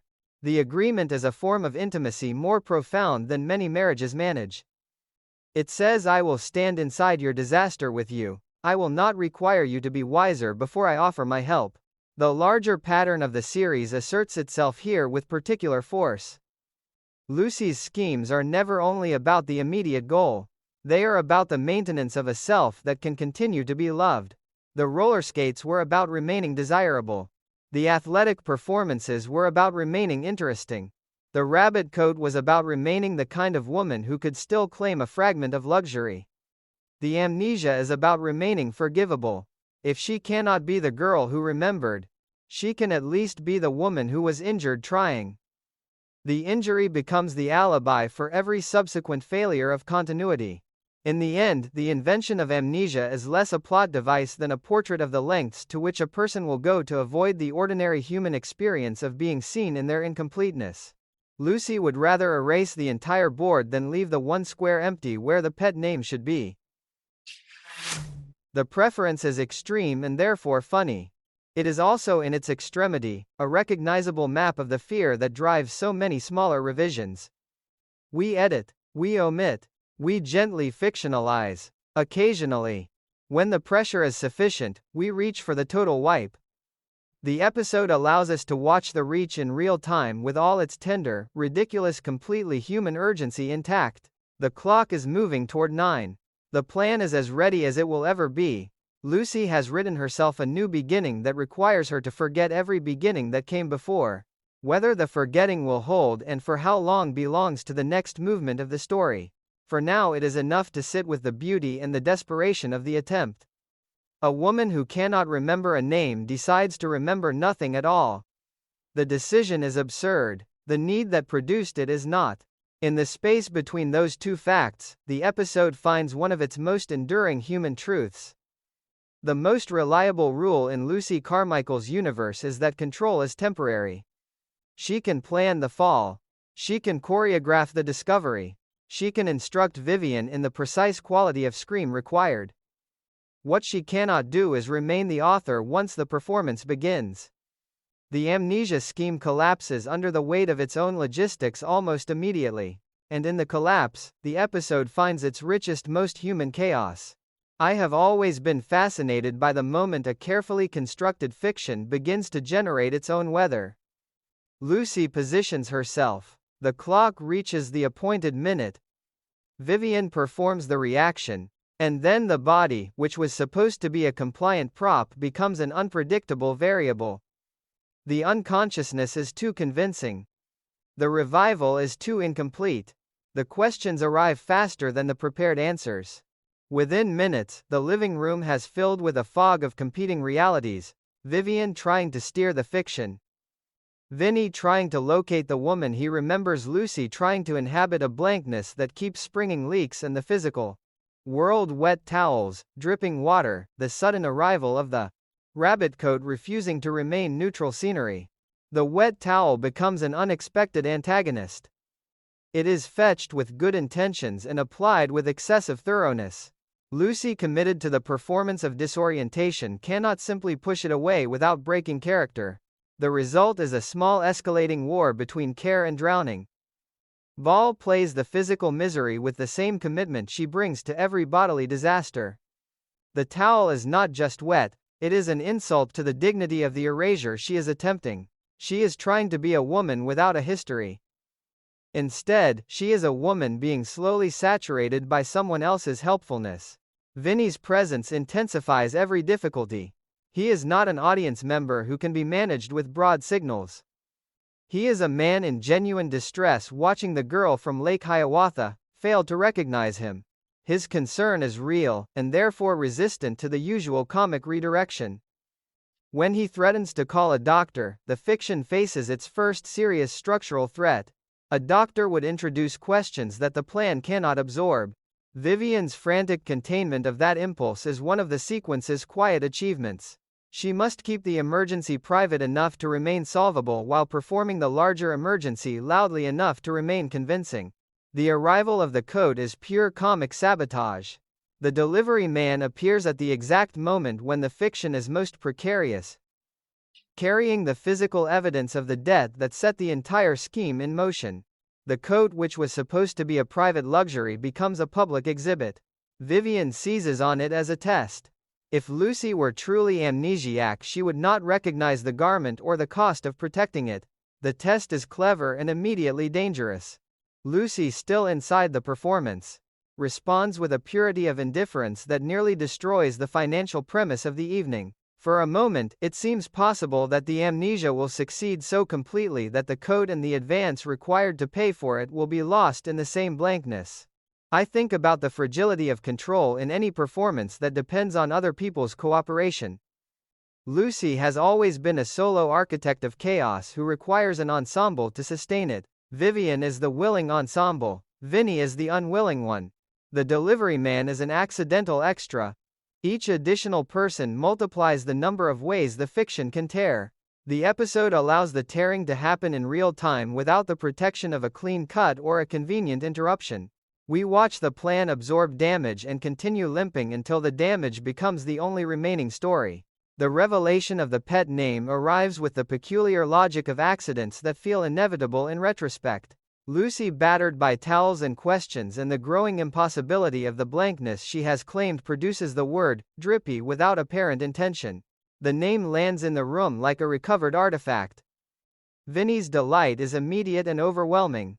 The amnesia, which was designed to protect her from the consequences of forgetting, becomes the mechanism that allows the forgotten thing to surface.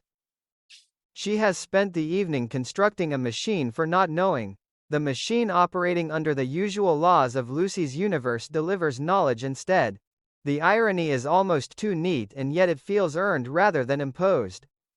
So many of Lucy's schemes end with the thing she was avoiding arriving by the side door of the solution itself. The roller skates that were meant to bring her closer to Chris left her unable to walk.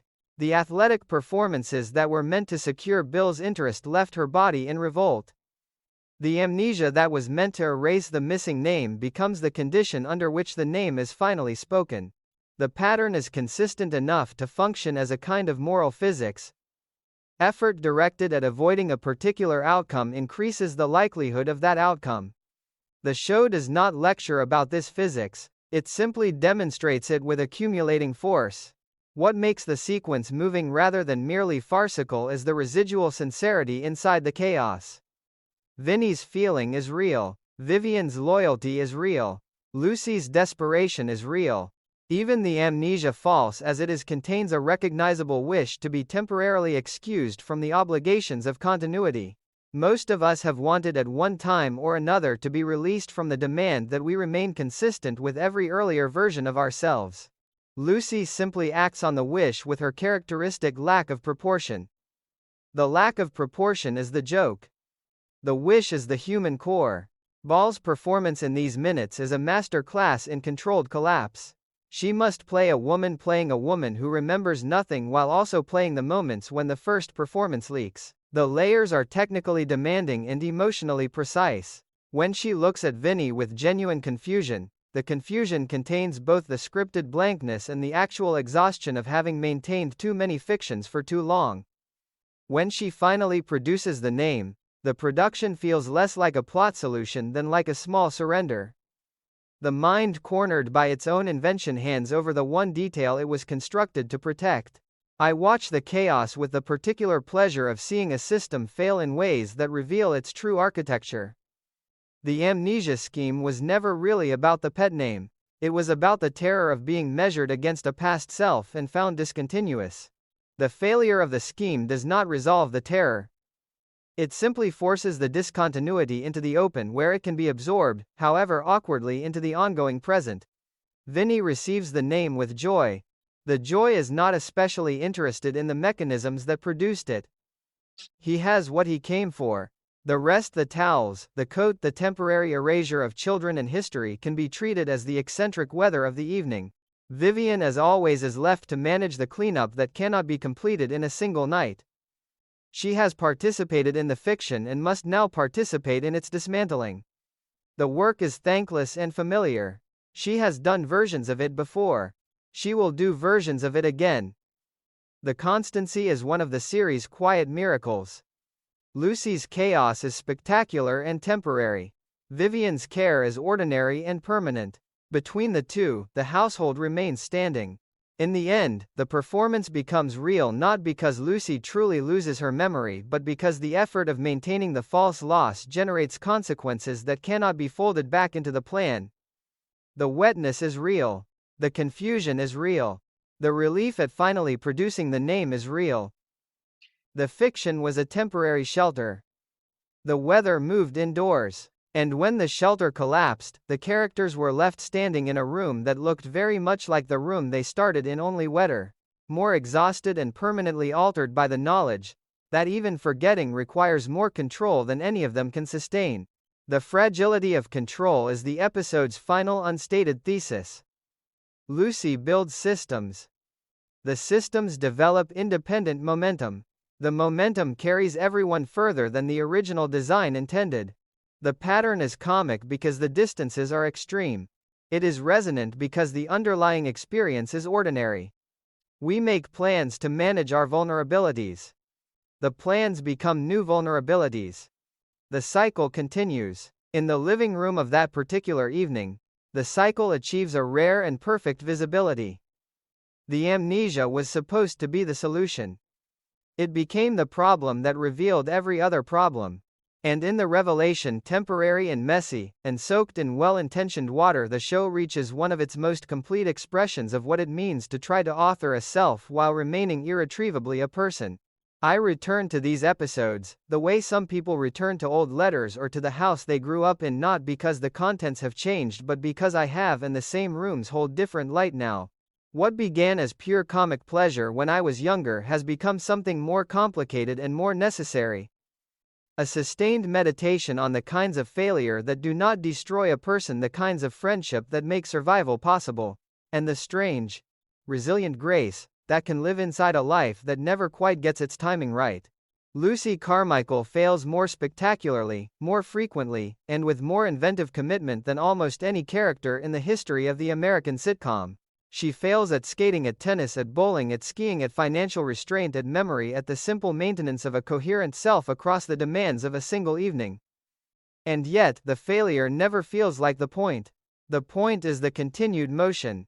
She falls, catalogs the damage, invents the next plan, and steps forward again with the same bright, unfounded confidence that the universe might this time arrange itself in her favor. That confidence is ridiculous. It is also one of the most moving forms of courage the form has ever produced. What these episodes still teach me is that failure is not the opposite of a meaningful life. It is one of the primary materials from which a meaningful life is built. Lucy's disasters are never abstract. They are embodied, expensive, and witnessed. They leave her with swollen feet, a bowling ball fused to her hand, skis that cannot navigate a living room, a coat that is not what it pretended to be, and a temporary erasure of self that nearly drowns her in well-intentioned towels. The costs are real, the show never pretends otherwise, and still it refuses to treat the costs as disqualifying. Lucy is not learning to stop failing. She is learning, or rather demonstrating, how to remain intact inside the failure. That demonstration feels more useful to me now than most of the success narratives the culture prefers. The heart of the demonstration is Vivian. I am not sure the series would survive without her, and I am certain Lucy would not. Vivian is not a sidekick in the conventional sense. She is the permanent witness who chooses again and again to remain inside the radius of the chaos. She shortens the dress. She pries the bowling ball free. She learns the cues for the amnesia scheme she does not believe in. She stands in the bank and in the living room and in the sporting goods store and absorbs the shrapnel of plans she did not design. Her loyalty is not blind, it is clear-eyed and still unwavering. She sees Lucy accurately, the vanity, the desperation, the chronic overreach, and she stays.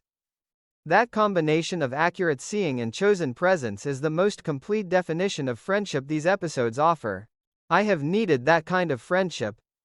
Most of us have. The friend who does not require us to be less ridiculous before they will help us manage the consequences of our ridiculousness. The friend who will hold the edge of the fiction even while knowing the fiction is doomed.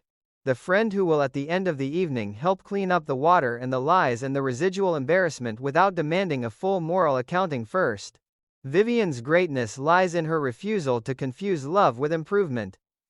She does not try to cure Lucy, she simply refuses to let Lucy face the cures or the failures of cure alone. Mr. Mooney occupies a different and equally necessary position in the moral architecture. He is the external limit, the voice of fiscal and social reality that Lucy is always trying to negotiate out of existence. His irritation is permanent, and from his perspective completely earned. And yet the irritation never quite hardens into abandonment. He teaches her to ski in the living room. He listens to the request for the advance, even when he knows he will refuse it. He remains in his rigid way, a fixed point against which her chaos can define itself. The relationship is adversarial and intimate at the same time. It teaches me something about the forms of care that do not look like care from the outside. Consistency can be a form of devotion even when it arrives as complaint. The men who pass through these episodes, Walter, Bill, Vinny, Harry, Tuttle, function less as romantic possibilities than as mirrors that reflect different versions of Lucy's hunger. Walter reflects the desire to be seen as desirable. Bill reflects the desire to be found interesting and game.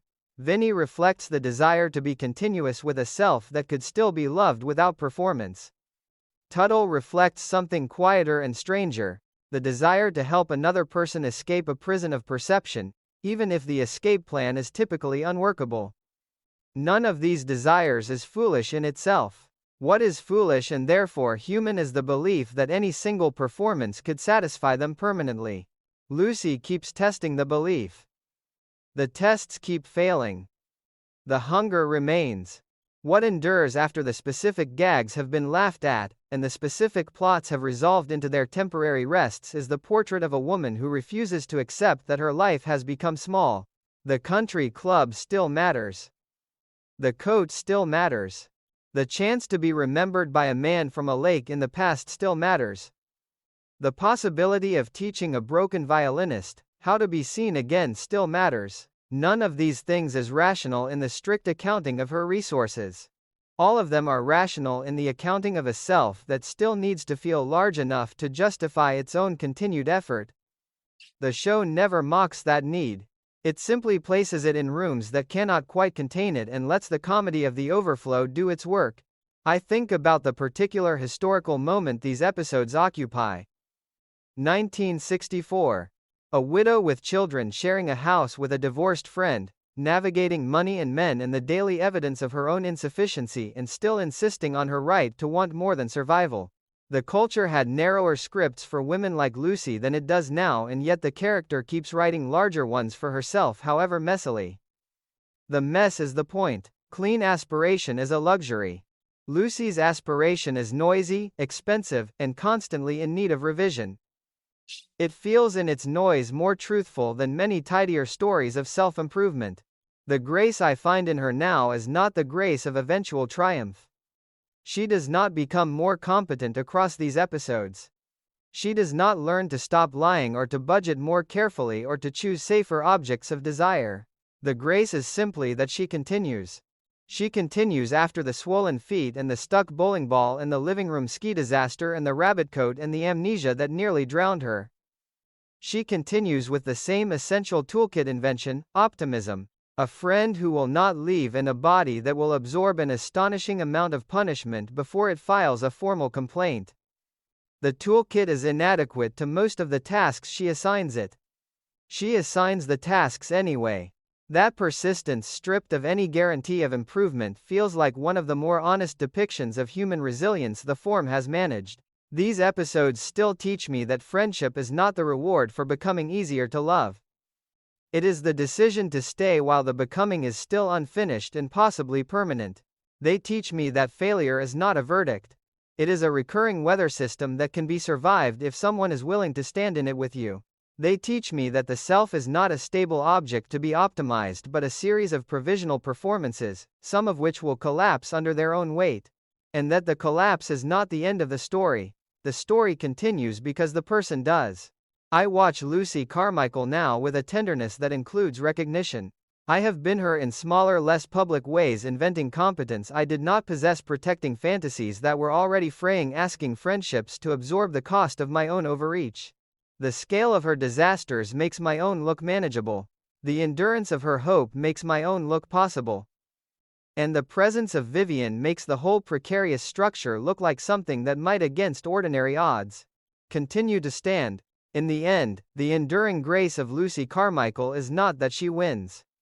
It is that she remains available to the next ordinary miracle of attention, of friendship, of a plan that might this time work. The availability is costly. It leaves her soaked and bruised and financially compromised and occasionally unable to remember her own children's names. It also leaves her standing in the middle of her life, still willing to be surprised by the possibility that the next moment might be better than the arithmetic suggests. That willingness is the gift the episodes keep offering. I accept it more gratefully every time. The lights come up.